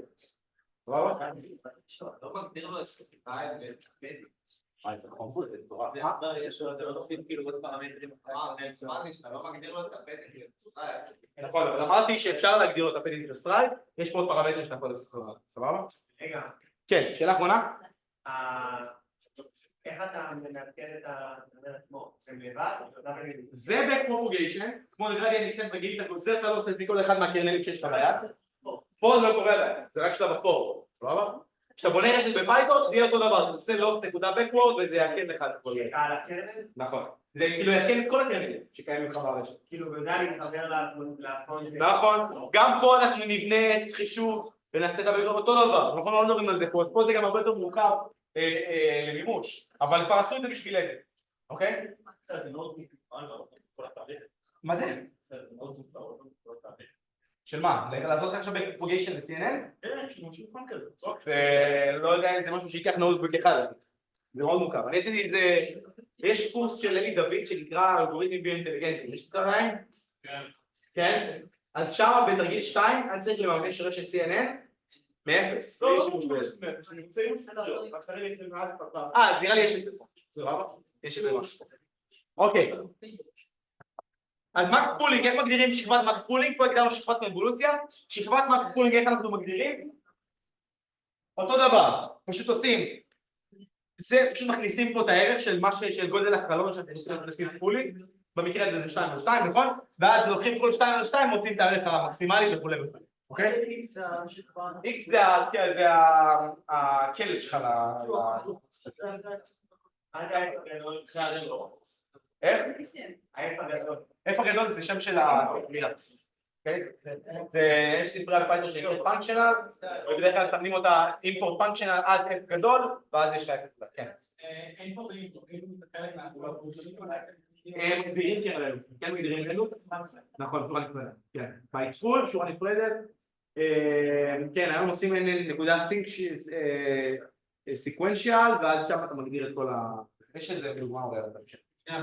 גם הפולינג, גם הקונבולושן, מקטינים את הממדים? קונבולוציה יכולה להקטין את הממדים, לא עשו פדינג, פולינג בהכרח מקטין את הממדים, אוקיי? אוקיי, אז איך זה נראה? אז קיבלנו אינפוט מגודל 1.28, העברנו אותו בשכבת קונבולוציה, קיבלנו אינפוט או אאוטפוט מ-26-29 על 10, נכון? למה 26-26? אז זה לפי הנוסחה שראינו מקודם, תאמינו לי, כנראה שהסטרייט פה 1 והפדינג 0, לכן פשוט זה יצא 26-26, זה לפי הנוסחה שראינו מקודם. למה 10? כי הגדרנו 10 קרנלים, אז עכשיו העומק הוא בגודל 10. מפעילים את המקס פולינג, מכיוון שהמקס פולינג הוא בגודל 2, חלון בגודל 2 על 2, אז זה פשוט ממש חצי מהקלט, אוקיי? ועושים עוד שכבת קונבולוציה על זה, על מה שקיבלנו מהמקס פולינג. שוב, פה אנחנו מגדירים גודל האינפוט, כמובן העומק שלו זה 10, אנחנו רוצים עכשיו עומק 30, אז אנחנו מגדירים פה 30, אם הקרן לסייז לא שיחקנו, קיבלנו באמת פלט של 30, 11, נכון, 30 פילטרים, 30 פילטרים, כל אחד מעומק 10, 30 פילטרים, סבבה? ואז יש לך 30 כפול 11 כפול 11, גם שוב לפי הנוסחה שראינו מקודם, ועושים מקס פולינג על הדבר הזה, ומקבלים 30 כפול 5 כפול 5. סבבה? למה שאתה נגביל כל זה? למה שנקטין כל הדבר הזה? אתה מגביל? אתה מגביל את מספר הפילטרים? לא יודע. לא יודע. סתם כאילו לדוגמה? זה, כן, תראה עוד שנייה באלכס נט איך הם עשו את זה, אבל כן, אין לזה, זה כמו, זה איתו פרמטר. השורה השנייה X, זה הפלט של השורה הראשונה. נכון, נכון. נכון. כאילו במה שאתה לא מציג פה זה כל איך אתה... זה שלב הפורוורד, ככה נראה פורוורד, כאילו? לא, העניין שלה בכלל, קראת פה על קרנלים שאף פעם לא הגדרת, אף פעם לא אמרת... לא, אז ברגע שאתה עברת את השורה הזאת, מעודך לך בבקגראונד, מעודך לך 10 קרנלים, עם בגודל 3 על 3, עם ערכים רנדומליים. ואחרי זה בשלב הבקוורד, שתעשה לוס נקודה בקוורד, הוא בנה, עכשיו הוא בונה עץ חישוב כזה, כמו שראינו בטריגון הזה. הוא יודע לתקר אותו? ובטח, הוא יודע לעשות לך זה, כן. והכל שקוף לך, אחי. אין סיבה לממש שום דבר מאפס במובן הזה, אוקיי? כי זה תהליך גם שהוא גנרי, תהליך הבקוורד הוא תהליך גנרי, הוא לא תלוי בארכיטקטורה של רשת קודשית. הוא כן תלוי, כן? אבל... כן, אבל בגדול אתה בונה את אותו עץ חישוב וזה די... כן. לא הבאתי איפה התמונה עצמה. פה אתה מכניס את התמונה, לא, פה אני רק מגדיר את השכבות, אני לא עשיתי עדיין את זה, פה אני רק באתי לציין לך, אם עכשיו לקחת את התמונה והעברת את השכבה הראשונה, מה האוטפוט תקבל, העברת את השכבה השנייה, מה האוטפוט שלנו. עדיין לא מתעסק עם האינפוט שלנו. זה האינפוט שלנו, בגודל 1 על 28. לא, אני לא רואה מראה אותו בקוד עדיין, לא נראה לי מראה אותו בקוד בכלל, פה אני רק מראה לך איך אתה מאתחל, ברגע שתעשה, אם אתה עכשיו תעביר בכל השכבות האלה שהתחלת כבר, את האינפוט, אתה תקבל את הממדים האלה, זה מה שאני רוצה להגיד. האליפות. אני חושב את המסקנה. טוב, אז הנה כל תהליך הפורוורד הוא בעצם נראה ככה, שימו לב. אינפוט, העברנו שכבת קונבולוציה, העברנו שכבת מקס פולינג, עוד שכבת קונבולוציה, עוד מקס פולינג, אמרנו עצור, לא רוצה עוד קונבולוציה, זה נראה לי מספיק קטן, לוקח את הקלט שיש לי עכשיו, שזה 30 על 5 על 5, אתם לא איתי, 30 על 5 על 5, משטח אותו, אני מקבל וקטור בגודל 5 כפול 5 כפול 30, זה 750, קיבלתי עכשיו וקטור אחרי ששיטחתי את זה, פה אני לוקח שתי שכבות לא לינאריות, דברינו ביניהם, מפעיל סופטמקס, מקבל את הפלט והולך הביתה, אוקיי? מעולה, קצת היסטוריה על CNNים, אנחנו די בפיגור, אז בואו נעשה את זה זריז, אוקיי? היסטוריה על CNNים. אז בגדול, הארכיטקטורה הזאת היא לא, או דברים דומים לארכיטקטורה הזאת, זה משהו שקיים כבר הרבה זמן. 1980 לראשונה חבר'ה יפנים נראה לי, קוניניקו ופוקושימה, הציגו רשת שנקראת, שהם קראו לה נאו-קוגניטרון, אוקיי? תהיו איתי חברים, תהיו איתי, נאו-קוגניטרון, והיא לא בדיוק כמו הארכיטקטורה שהצגנו עכשיו, אבל היא מאוד מאוד מאוד דומה, ובאמת הם, לראשונה זה משהו שהיה נראה מאוד מאוד דומה, הם לקחו את ההשראה של הארכיטקטורה הזאת מהמערכת העצבים של כל מיני יצורים חיים, אוקיי? אבל זה משהו שכבר היה קיים ב-1980, משהו שהוא דומה למשהו שלנו היום, לא זהה לגמרי, ובאמת ב-1998, בחור מאוד מפורסם, סופרסטאר של התחום, שנקרא יאן לקון, ביחד עם יהושע בן-ג'יו, שזה עוד אחד שהוא היה חוקר איתו, אוקיי, בן-ג'יו ויאן לקון הם 2 מתוך 3 אנשים שהאמינו בדיפ לרנינג לאורך כל הדרך. מ-1980 הם התחילו להאמין בבחור שלישי, קוראים לו ג'פרי הינטון, אז יאן לקון, בן-ג'יו והינטון, הם 3 שהאמינו בדיפ לרנינג לאורך כל הדרך, זה לא עבד עד 2012, עוד שנייה נראה. עד 2012 האירוע הזה לא עבד, הם המשיכו להאמין בו, ובאמת 2012 כולם האמינו בו, אוקיי? אז הם כבר ב-1998 חשבו על ארכיטקטורה שהיא כמעט זהה לארכיטקטורה שאנחנו ראינו, של קונבולוציה, של רשת קונבולוציה, הם ספציפית קראו לזה קונבנט, עד היום יאן לקון קורא לזה קונבנט ולא CNN, סתם בשביל הזה, הם קראו לה לנט, אוקיי? והיא מאוד מאוד דומה לארכיטקטורה שלנו היום, גם שכבות של פולינג וזה, עם איזשהו פלטנינג בסוף, ושכבות פולי קונקטד, והבעיה שהם ניסו לפתור פה ב-1998, הבעיה שהם ניסו לפתור זה בעיית האמניס, זה דאטה-סט אמניס, אוקיי? זה הבעיה שהם ניסו לפתור עם הארכיטקטורה הזאת. היום אנחנו משיגים אחוזי דיוק של 99.7 בערך על אמניס, הם ניסו לפתור את זה ב-1998 על הארכיטקטורה הזאת. עדיין, יכול להיות שזה עבד להם, אני לא זוכר בדיוק איזה תוצאות הם השיגו על זה, אבל עדיין זה כאילו לא תמיד, ברוב המקרים זה לא עבד. אוקיי, אלכסנט, 2012, לא עבד עד 2012. מה קרה ב-2012? מה זה? הנה, הוא אינטון, זה אותו אחד שהאמין בזה. מ-1900, בטח, בדורת היום קיים. כולם קיימים עד היום, אינטון, יאן לקון ובנג'יון זכו בפרס טיורינג על הדבר הזה, אוקיי? על זה שהם האמינו לאורך כל הדרך, והם יצרו לנו את הבינה המלאכותית שהם מכירים היום, בעצם, אוקיי? אז אלכס היה סטודנט של החבר'ה האלה באוניברסיטת טורונטו, אוקיי? והם באמת אמרו, עכשיו, אוקיי, ב-2010 התחילו תחרות על לעשות קלסיפיקציה לדאטה-סט שנקרא אימג'נט. התחילו תחרות על אימג'נט. מי עושה קלסיפיקציה הכי טובה על הדאטה-סט הזה? זה דאטה-סט מאוד מאוד מורכב, מכיל מלא תמונות, ועם 1000 קלאסים של חתולים, כלבים, כל מיני סוגים של חתולים, כל מיני סוגים של כלבים, מלא אובייקטים יש שם, אוקיי? 1000 קלאסים. ואמרו בואו נפתח תחרות עכשיו, בואו נראה מי נותן לנו את התוצאות הכי טובות. אז באמת 2010 נתנו, מישהו הצליח להשיג 28.2 error rate, ב-2011 מישהו הצליח לשפר את זה ב-3% בערך ל-25.8 error rate, ובאמת ב-2012 חבר'ה, אלכס, הבחור הזה אלכס, הצליח לשפר בצורה משמעותית, כמעט ב-9% את התוצאה של הקלסיפיקציה. הגאפ הזה שקרה פה מ-2011 ל-2012 יצר רעש לא נורמלי בעולם, שאנחנו בעצם עדים לו עד היום, לדבר הזה, אוקיי? עכשיו מה קרה? מה הם עשו את בגדול? אז הם השתמשו באותה ארכיטקטורת קונבולוציה שראינו קודם, אבל מה החידוש שלהם? הם אמרו, עד היום היו משתמשים ב-GPU, אוקיי? יש CPU, יש GPU. GPU, התכונה שלו המרכזית שהוא יודע לעשות מלא חישובים במקביל, נכון? עד היום רק גיימרים הם משתמשים ב-GPU, הם רוצים רזולוציות טובות יותר, יכולת לאבד יותר פיקסלים בדקה, לא יודע, whatever. הם אמרו, למה שלא נשתמש, ניקח את כוח החישוב של GPU בשביל לבצע רשת קונבולוציה, זה מאוד מאוד מתאים, זה חומרה שמאוד מאוד מתאימה לפעולה הזאת, כולל עם מכפלת מטריצות, זה משהו שמאוד מתאים לבצע אותו לחומרה מסוג של GPU עם הרבה חישובים במקביל. ובאמת, מכיוון שזמן החישוב עכשיו נהיה קטן בצורה משמעותית, הם הצליחו להכניס הרבה יותר דאטה, לבנות ארכיטקטורות שהן הרבה יותר גדולות, ולעשות את כל הדבר הזה בהרבה פחות זמן. והדבר הזה גרם באמת לתוצאות להיות הרבה יותר טובות ממה שהקודמים האלה ניסו, וזה פתח את הסכר לכל העולם הזה של Deep Learning בכלל, אוקיי? אז איך הייתה נראית הארכיטקטורה שלהם? יחסית פשוטה, 8 שכבות סך הכל, 5 שכבות קונבולוציה ופולינג, ועוד 3 שכבות של פולי קונקטד. זה האינפוט, קונבולוציה פולינג, קונבולוציה פולינג, קונבולוציה פולינג, פולי קונקטד, האוטפוט, סבבה? זה היה הארכיטקטורה שלהם, ככה הם הצליחו להשיג את אותה תוצאות.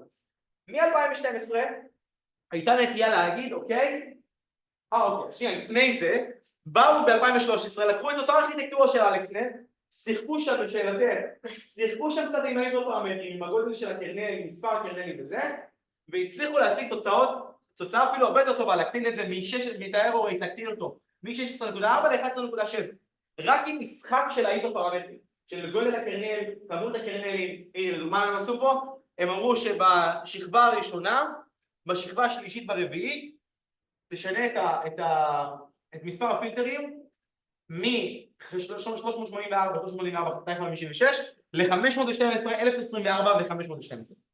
הם שיחקו שם נטו עם הגודל, נגיד הם הפכו את הגודל של הקרנל מ-7 על 7, מ-11 על 11 ל-7 על 7, הגדילו את מספר הקרנלים והביאו תוצאה מטורפת, הרבה יותר טובה, כן. סתם שתדע, אתם מעניין שהייתי יצאו ישראלי, ברמת הפתוחה, והוא הבן אדם שהמציא את החסות של GPT. והוא פותח חברה בארץ. מי שרוצה, איליה. פתח כבר חברה בארץ. השותף שלו הוא בחור דתי ישראלי, אמריקאי, שלמד פה בתיכון, בישיבה תיכונית בחורב בירושלים. עשה פה מכינה גם לדעתי, מכינה דתית איפשהו, טס לחו"ל, נהיה מיליונר, חבר לאיליה, עשה 2 עליי, כן? לא עשה צבא בסוף. מי השנתיים עליך? לא איליה, השותף שלו זה שהקים אותו עכשיו בחברה בארץ, קוראים לו וייס משהו אם אני לא טועה, אוקיי? מסורק. לא מכיר אותו אישית, אבל הוא למד 2 עליי במחינים. מעולה, עכשיו איך זה, אז מ-2013 פתאום הייתה נטייה להגיד בואו פשוט נגדיל את מספר השכבות. ובאמת התחילו לאט לאט להגדיל את מספר השכבות, וראו שאנחנו מגדילים את מספר השכבות, האירוע פה מתחיל לעבוד יותר טוב. ובאמת הצליחו, החבר'ה האלה בעצם המציאו את ה-VGGNet, שכל מה שהם עשו בגדול זה להגדיל את מספר השכבות. ובאמת בנו VGG 11 שהיה בנוי מ-11 שכבות, 13 מ-13, 16 מ-16 וכו', ובאמת כל אחד מהם שיפרה את התוצאות, הקטינה את האירוע, אוקיי? אז זאת הייתה הנטייה, עד ל-2000, וגם פה גוגל אמת עשו את אותו דבר, רגע שנייה, החידוש שלהם פה זה שהם פשוט אמרו לא צריך את ה-fully connected layers, בואו נעשה את זה בלי, איך שהם עשו את זה? בסוף הם הורידו את ה-fully connected layer וחסכו מלא פרמטרים, זאת אומרת הם עשו פה גם שיפור, הם עשו בערך 22 layers, הקטינו קצת על פני VGG 19, והם אמרו בנוסף שתוריד את ה-fully connected layer, זה נקרא fully convolutional layer, network, והם אמרו שבזה שהם הורידו את השכבות fully connected, אז הם הקטינו פי 12 את מספר הפרמטרים מאלקסנט, ופי 28 את מספר הפרמטרים ב-VGG, שזה באמת הגיוני, כן. הרעיון היה זה, אני רוצה להוציא וקטור, אוקיי? אז זה היה כאילו טבעי מאוד להגיד, סבבה, שטח בסוף, יהיה לך כמה שכבות fully connected, להוציא וקטור. את האמת שאני גם לא סגור בדיוק איך הם נפטרו פה מה-fully connected, יכול להיות שהם גם פשוט רק, הם לא שמו fully connected בכלל, יכול להיות שהם רק שיתפו ואפילו פשוט סופטרס, גם יכול להיות, בלי פשוט fully connected. אבל כן, זה בהחלט חוסך את כמות הפרמטרים, חד משמעית. ואז הייתה נטייה מ-2012 ל-2015 בערך, כן, שאלה. אז אנחנו בהתחלה שזה קודם שלנו, רליו, פולי. כל אלה לא היה רליו. לא, היה רליו, זה פשוט... זה obvious, זה obvious. זה מגולם שם, זאת אומרת, זה שכתוב לך פה רלו, זה כי זה obvious, ברור ששמו רלו. כאילו, אחרת האירוע הזה הוא לא ליניארי. מושכלת שם, אנחנו לא זמניה. נכון. אז אחת אמרו שם לפני. תמיד, כל של הרלו פולי, כל של הרלו פולי. קודם כל זה קודם זה הכל בעד האמת של הספרות. של האימג'נט. של האימג'נט, אוקיי? תחרות על אימג'נט. עכשיו, אמרו, אוקיי, אז הייתה נטייה כמו שאמרתי להגדיל את מספר השכבות, עד שבאו חבר'ה ב-2015 אמרו, חברים, הגדלתם עד 22 נגיד שכבות, יצא לכם טוב. אבל הם ראו שמאיזשהו שלב, ברגע שממשיכים להגדיל את מספר השכבות, התוצאות יורדות. ממה זה יכול לנבוע, לדעתכם? קלאסית, תשובה קלאסית להגיד קודם כל, ממה זה יכול לנבוע? אוברפיט, הנה, הגדלת את מספר השכבות, הגדלת את הקומפלקסיטי של המודל, נהיה לך אוברפיט, מדהים. אבל מה הם ראו? שהאירור רייט, איזה לוס לא משתפר?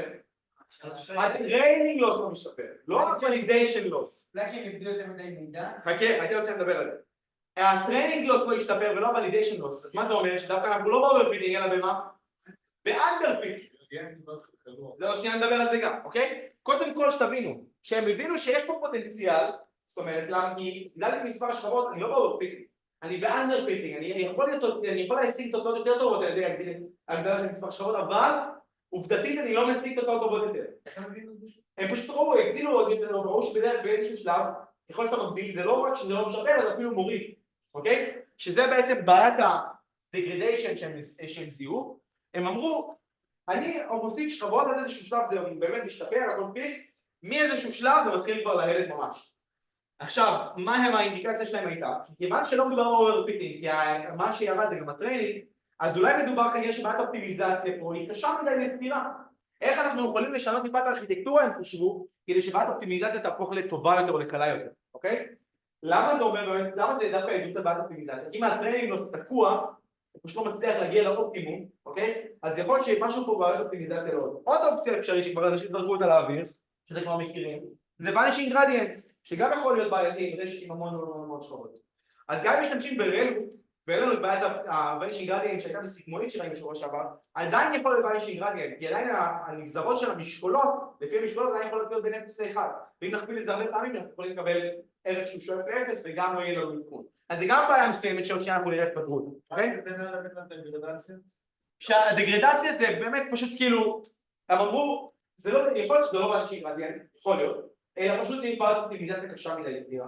הארכיטקטורה הנוכחית לא מאפשרת לנו לפתור בעיית אופטימיזציה קלה יותר, אוקיי? מה הקשר לוולידיישן שם? לוונישים? לוולידיישן. שהלוס לא ירד גם על הטרייד. זאת אומרת שזה לא אוברפיטינג, זאת אומרת שזה אנדרפיטינג, אוקיי? והלוולידיישן כן ירד? לא, זה לא ליקויים באותה מידה, אוקיי? זאת אומרת, כשיש אוברפיטינג אז הטרייד... כשיש אוברפיטינג הטרייד תמיד יורד והוולידיישן או מפסיק לרדת או עולה אפילו.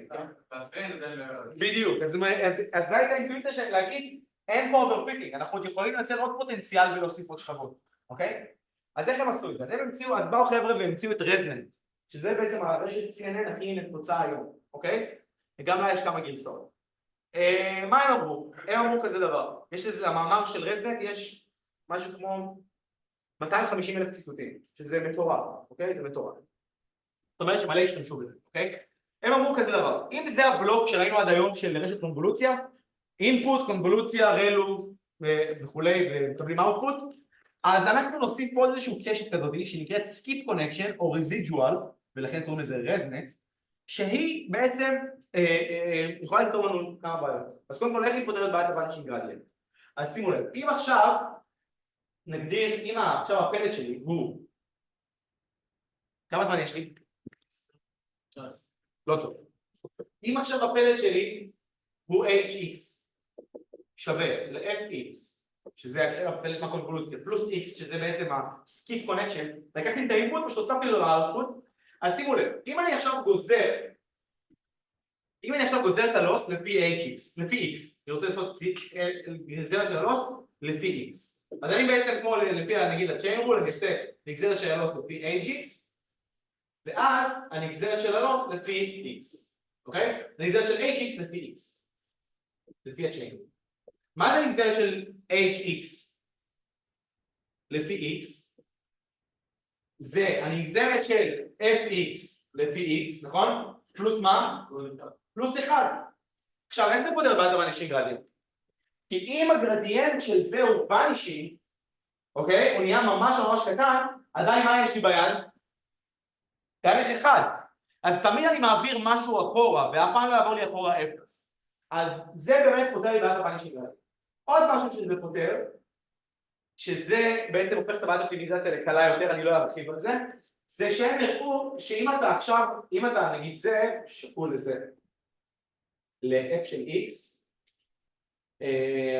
שווה ל-h של x, מינוס x. גם אם אתם לא מבינים זה לא נורא, אוקיי? הם ראו פשוט שלפתור את, אם זה הפלט שלי, אז להקטם את הפלט הזה, זה פעולה שהרבה יותר קלה מאשר רק להקטם את הפלט הזה, כמו פה.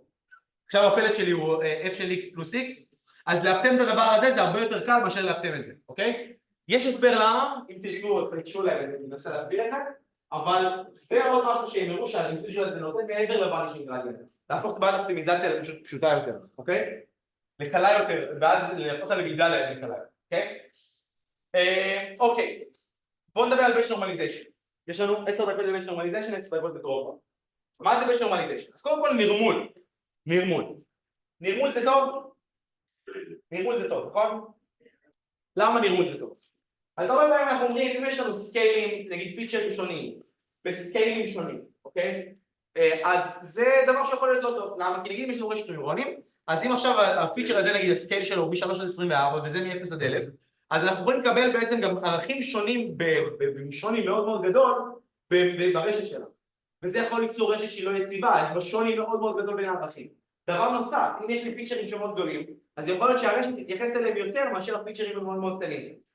אז לכן אנחנו רוצים לנרמל את הערכים שלנו לאיזשהו סט ערכים, לאיזשהו טווח ערכים קבוע, ואז לעבוד איתו, ובאמת הנרמול משיג לנו רשת יציבה יותר, תהליך האימון הופך להיות מהיר יותר, והכל נהיה שם, הפיצ'רים הופכים להיות מאוזנים יותר, וכולי וכולי.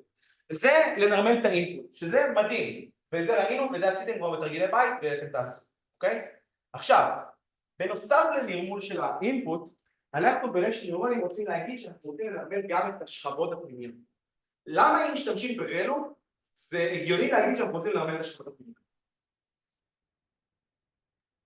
אתה רואה את זה מותג 24 מצד שמאל, יפה מאוד, מעולה. רלו זה, אתם זוכרים איך אנחנו נראה נראית? ככה, זה פונקציית מקס, נכון? בין 0 ל-x. היא נראית ככה. סליחה, ממש לא ככה. היא נראית ככה, אוקיי? עכשיו, אם כל הערכים יהיו פחות מ-0 או קטנים שווים ל-0, אז אנחנו נקבל את כל הפרסים, ולעומת זאת, אם כל הערכים יהיו גדולים ממש מ-0, אז אנחנו נקבל פונקציה ליניארית. אז אנחנו רוצים לדאוג לזה שהערכים יהיו באזור הלא ליניארי של הפונקציה, אוקיי? אז זה גם למה אנחנו צריכים נרמול של השכבות הפנימיות, אוקיי? אז בשביל זה אנחנו מדברים על batch normalization, מנרמלים את השכבות הפנימיות לפי הבטשים, אוקיי? אז שוב, אנחנו לוקחים עכשיו batch של דוגמאות, ונגיד מעבירים אותו בשכבה הראשונה, אוקיי? נגיד לוקחים batch של דוגמאות,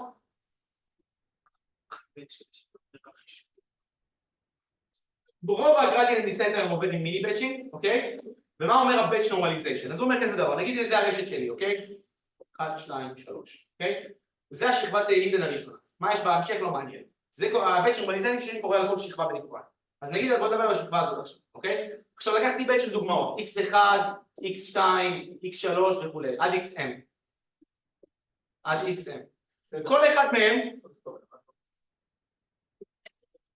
כל אחד מהם אני מעביר ברשת, מקבל את השכבה שלו, מסכימים? מעולה. אז קיבלתי עכשיו m וקטורים שמייצגים עבור כל דוגמה את השכבה הראשונה. m וקטורים, 1, 2, 3, 4, m. אוקיי? 1, 2, 3, 4, m. כל זה הלייר הראשון עבור הדוגמה המתאימה לו, אוקיי? זה הלייר הראשון עבור x1, זה הלייר הראשון עבור x2, זה הלייר הראשון עבור x3 וכולי וכולי. ברור? מעולה. עכשיו אנחנו רוצים לעשות batch normalization. אז בואו נסתכל על הדוגמה, בואו נעבור מפה לפה.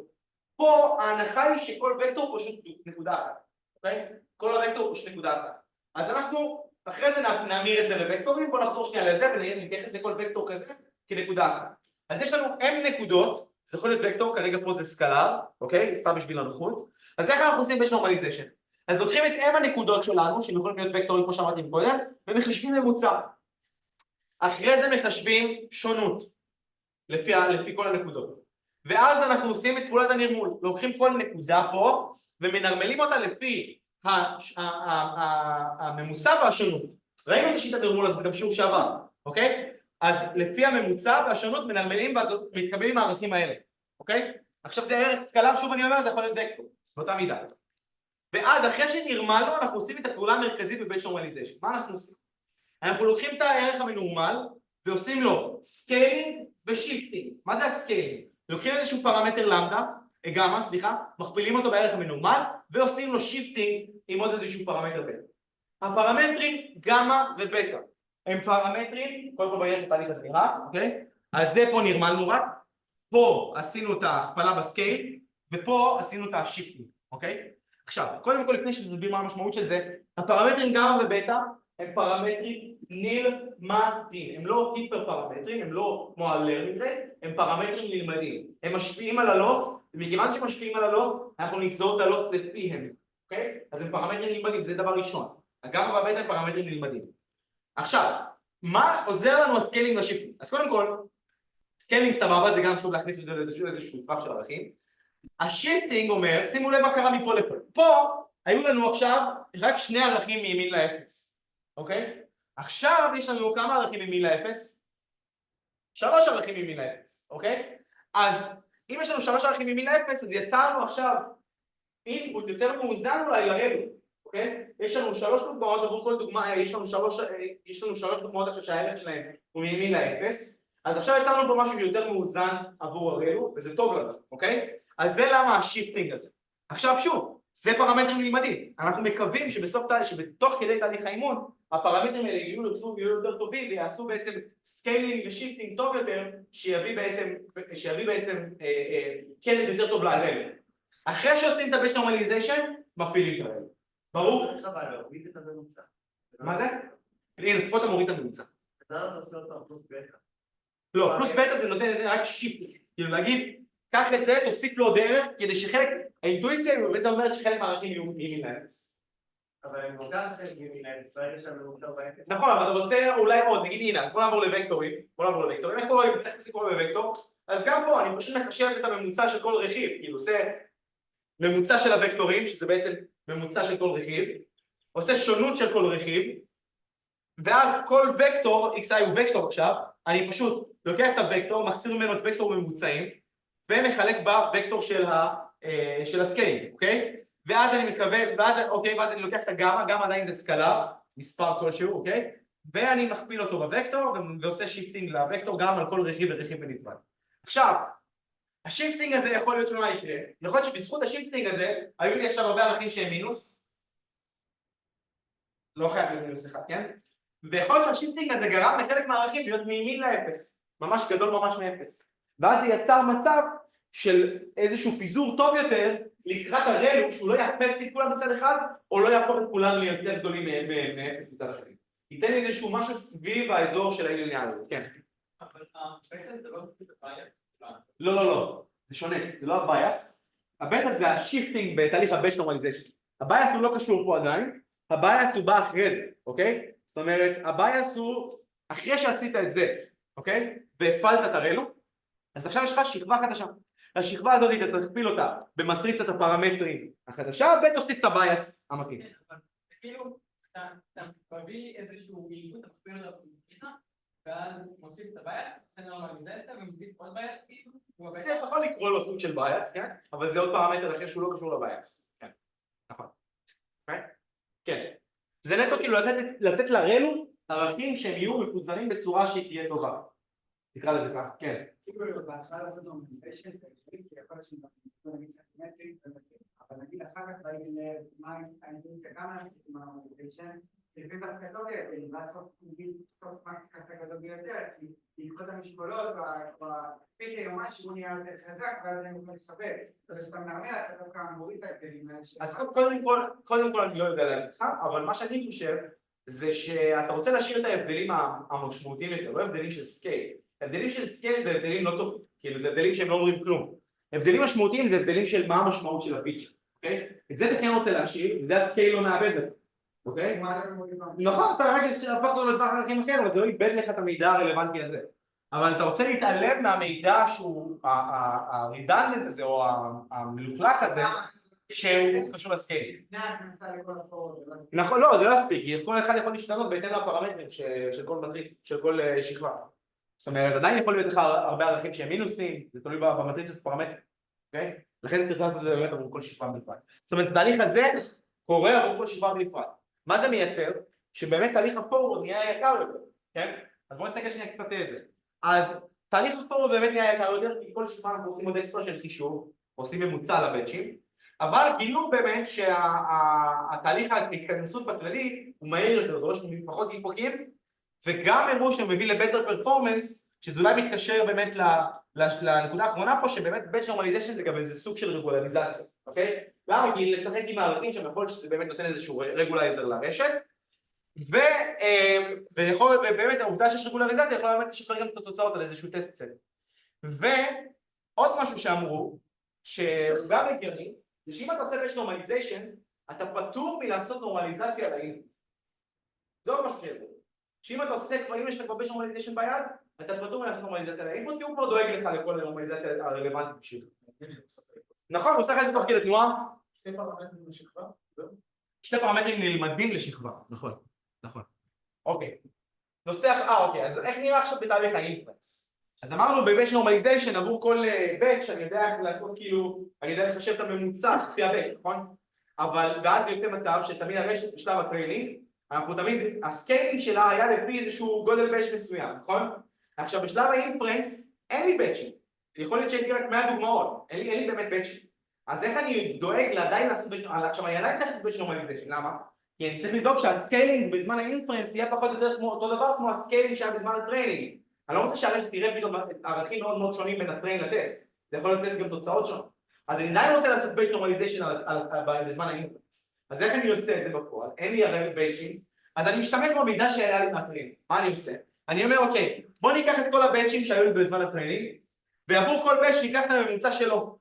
זה הממוצע של הבאץ' הראשון, זה הממוצע של הבאץ' השני, ממוצע של הבאץ' השלישי, ממוצע של הבאץ' השני. כל זה קורה עבור שכבה ספציפית אחת. את זה אני אעשה מספר פעמים, אוקיי? זאת אומרת, עבור שכבה ראשונה, אני לוקח את הממוצע של הבאץ' הראשון, הממוצע של הבאץ' השני, ממוצע של הבאץ' השלישי, ממוצע של הבאץ' הרביעי וכו', אוקיי? ואז אני מחשב ממוצע של הממוצעים, לפי זה. מחשב איזשהו ממוצע של הממוצעים, אוקיי? ומגדיר את הממוצע של הממוצעים להיות זה שאיתו אני מנרמל את האינפוט בשלב האינפרנס, אוקיי? שוב, מכיוון שאין לי באצ'ים בשלב האינפרנס, אבל אני עדיין חייב לעשות באצ' נורמליזיישן כי עשיתי אותו בטריינינג, אז אני חייב להסקלינג אותו דבר, אז אני משתמש במידע שהיה לי בטריינינג כדי לעשות נורמליזיישן בזמן האינפרנס. אינפרנס זה הטסטינג, זה לקחת את הרשת ורק לעשות פורוורד על הטסט. כאילו עכשיו להביא תוצאות. נכון, בדיוק. prediction.txt. אוקיי? נכון, לא פתחתי. אותו דבר עושים גם עם הסקלר. נושא אחרון, דרופ-אוט. מה זה דרופ-אוט? עוד שיטה לרגולריזציה ברשת. מה אני אומרת? מה זה רגולריזציה? כמה זמן יש לי, חברים? 4 דקות. יאללה. אז עוד שיטה לרגולריזציה ברשת. ברשתות. רגע, ככה אמרנו גם השונות עושים? לא אמרנו. נכון, אותו דבר בשביל. עכשיו, מה זה רגולריזציה של רשת? אז מה זה רגולריזציה בכללי? מה הרעיון המרכזי ברגולריזציה?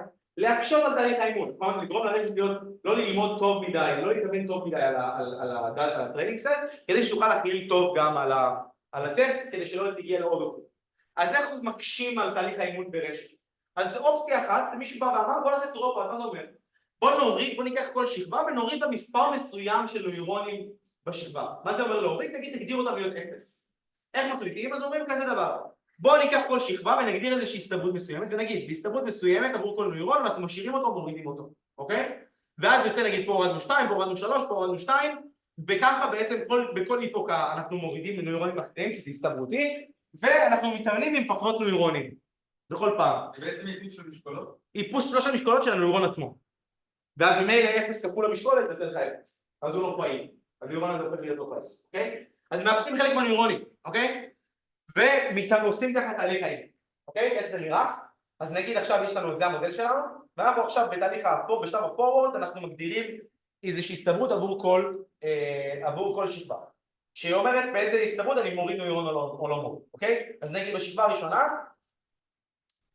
הראשונה הסתברות להוריד נוירון או להשאיר נוירון היא 0.4 במקרה הזה זה להוריד ההסתברות להוריד נוירון או להוריד נוירון היא 0.6 ההסתברות להוריד נוירון היא 0.4 זאת אומרת אני בשכבה הזאת עובר כל נוירון אומר בהסתברות 0.4 הוא נשאר בהסתברות 0.4 הוא יורד בהסתברות 0.4 הוא יורד בהסתברות 0.4 הוא יורד וכו' אוברול באמת אמור לראות משהו ש-0.4 מהנוירונים ירדו אותו דבר פה 0.6 מהנוירונים ירדו 0.4 מהנוירונים ירדו ואז אני נשאר רק עם המשקולות של הנוירונים שנשארו אוקיי? הוא יורד לאיטרציה אחת נכון, ואז באיטרציה הבאה אתה עושה שוב בהסתברות יכול להיות שנוירונים אחרים ירדו אוקיי? עכשיו זה קורה בתהליך הטריינינג. עכשיו, בתהליך האינפרנס, אני כבר אגיד לכם נתון ואתם תגידו לי מה הבעיה בהינתן הנתון הזה. בתהליך האינפרנס, אני לא רוצה עכשיו לשלב איזשהו תהליך סטוכסטי שמוריד לי חלק נוירונים בשיר, למה? כי אני רוצה שהרשת שהיא תהיה יציבה בשלבים. שעבור אותה תמונה היא תתן כל פעם את אותה תוצאה. אז אני לא רוצה עכשיו לעשות איזושהי הסתברות, להוריד חלק מהנוירונים, אני רוצה להשאיר את כל הנוירונים בשלב האינפרנס, אוקיי? כי זה נותן לי יציבות לחיזויים שלי. מה הבעיה? אם בשלב הטריינינג אני עושה דרופ-אוט, ובשלב האינפרנס אני משאיר את כל הנוירונים. נכון, אז שימו לב, הנוירון הזה בשלב האינפוט, בשלב הטריינינג, היה רגיל לקבל סיגנל או לקבל איזשהו ערך, עוצמה של ערך, רק מהנוירונים הפעילים האלה. זה התחלף כל הזמן. סליחה, פה זה לא להוריד נוירון, זה להשאיר נוירון. זאת אומרת, מה תעשה כל... לא משנה, אבל אותה כמות נשארת. זאת אומרת, אם הנוירון הזה, אם בכל איטרציה, בסדר, כן. אם בכל איטרציה יורדים לי 3 נוירונים, אוקיי? 3 נוירונים יורדים, או 2 נוירונים יורדים, אתם מסתכלים על זה, אז הנוירון הזה מקבל ערכים מ2 נוירונים או מ3 נוירונים, בלבד. במקרה הזה מ2 נוירונים, אוקיי? אם עכשיו הוא יקבל ערכים מיותר נוירונים, אז הוא עכשיו יקבל ערך שהוא לא רגיל לקבל, וממילא זה יכול לשנות לגמרי את התוצאה, אוקיי? למה? כי הראינו עכשיו על הנוירון הזה ייתן תוצאה אפילו גדולה יותר, יכול, כן? אבל זו תוצאה גדולה יותר, ממילא זה יכול ממש לשנות את החיזוי. הרי שאתה מתאמנת על איזשהו משהו מסוים, ואתה פתאום באינפרנס משנה את זה לגמרי, אוקיי? אז שיש 2 דרכים להתמודד עם זה, אבל השאלה, הבעיה קודם כל ברורה בין הטריינינג לאינפרנס? מעולה. הוא בטריינינג מקבל פחות ערכים, עוצמת ערך נמוכה יותר, בשלב האינפרנס הוא מקבל עוצמה גדולה יותר. אז מה עושים עם זה? רגע, בכל אחת מהשכבות האלה, תמיד אומר אני משאיר 2 ולא, זה הסתברותי. הסתברותי. פה במקרה 2. לא, אבל אמרת שתמיד רגיל לקבל אבל בתוחלת זה יהיה לך באמת 2, אוקיי? זאת אומרת, אם השכבה מספיק גדולה ועם כמות מספיק פעמים, פחות או יותר זה יהיה, בסדר? אוקיי, איך מתמודדים עם זה? אז 2 אפשרויות להתמודד עם זה. אפשרות ראשונה אומרת כזה דבר. בשלב האינפרנס, מכיוון שאני רוצה עכשיו, בשלב האינפרנס, מה אני רוצה לעשות לניורונים? להקטין את הסקייל שלהם או להגדיל את הסקייל שלהם? להקטין, נכון? זאת אומרת, אם עכשיו משתמש ביותר נוירונים, אז הנוירון הזה יקבל יותר. עכשיו אני לא רוצה שיקבל יותר, אני רוצה שיקבל פחות או יותר אותו סקייל שהוא קיבל בשלב הטריינינג. אז אני ארצה להקטין את הערכים של L, אז מה אני אעשה? אני אקח את כל הערכים שיש פה ואני אכפיל אותם ב-P. אם P זה הסתברות של להשאיר נוירון, שנוירון נשאר, אז אני אכפיל את כל הערכים האלה ב-P. ואז אני אקטין אותם, ככה עוצמת הערך בתוחלת תהיה פחות או יותר אותו דבר כמו בשלב הטריינינג. סבבה? מעולה. עוד שיטה נוספת, זה לא באינפרנס, אלא בטריינינג, אם נשארתי בטריינינג עם 2 נגיד, אז בטריינינג נשארתי עם 2, אז כדי להגדיל את הערך, אז בשלב הטריינינג אני ארצה לו להגדיל את הערך 2, נכון? כי בשלב האינפרנס אני לא מגיע בכלום, אז בשלב הטריינינג אני ארצה להגדיל את הערך, כדי שהנוירון הזה יקבל ערך גדול יותר, למרות העובדה שהוא מקבל רק ב2. אז פה אני אחלק ב1 מינוס P, אוקיי? אז בשלב הטריינינג אני אחלק ב1 מינוס P, ואז בשלב האינפרנס אני לא עושה כלום. אני לא מכפיל ולא עושה כלום, למה? כי כבר בשלב הטריינינג הוא היה רגיל לקבל ערכים גדולים יותר למרות שהיו לו פחות נוירונים.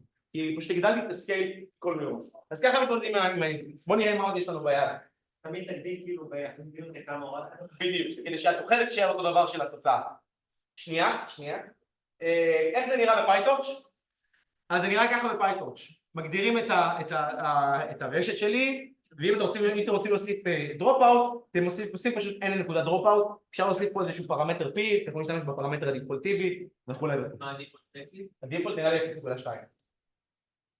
אוקיי, איך עושים רגולריזציה ברשת נוירונים מלבד דרופ-אאוט? אז גם עוד L2 רגולריזיישן, גם אפשרי.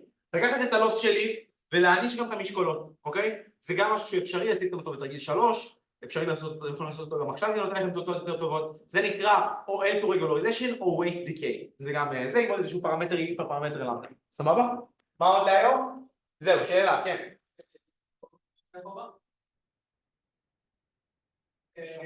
אמרת שאפשר לעשות שהסיכוי שיפרבו בנוירון ניתן באימון. לא, בדרך כלל זה אותו סיכוי. לכל שכבה זה אותו סיכוי לאורך כל האימון. הוא לא קטן. על בין השכבות זה יכול לשכב. אפשר, ואז אם אתה עושה את שני DK תוך כדי האימון, אז הוא כן רגיל לקבל את הערכים שהם בעוצמה הולכת וגדלה, נכון? לפי מה שאתה אומר, ואז הוא יכול לעשות אותו כאלה. לא מכיר. אבל נראה נחמד. שאלות חברים? יאללה, בבקשה. זהו, אני אבטח.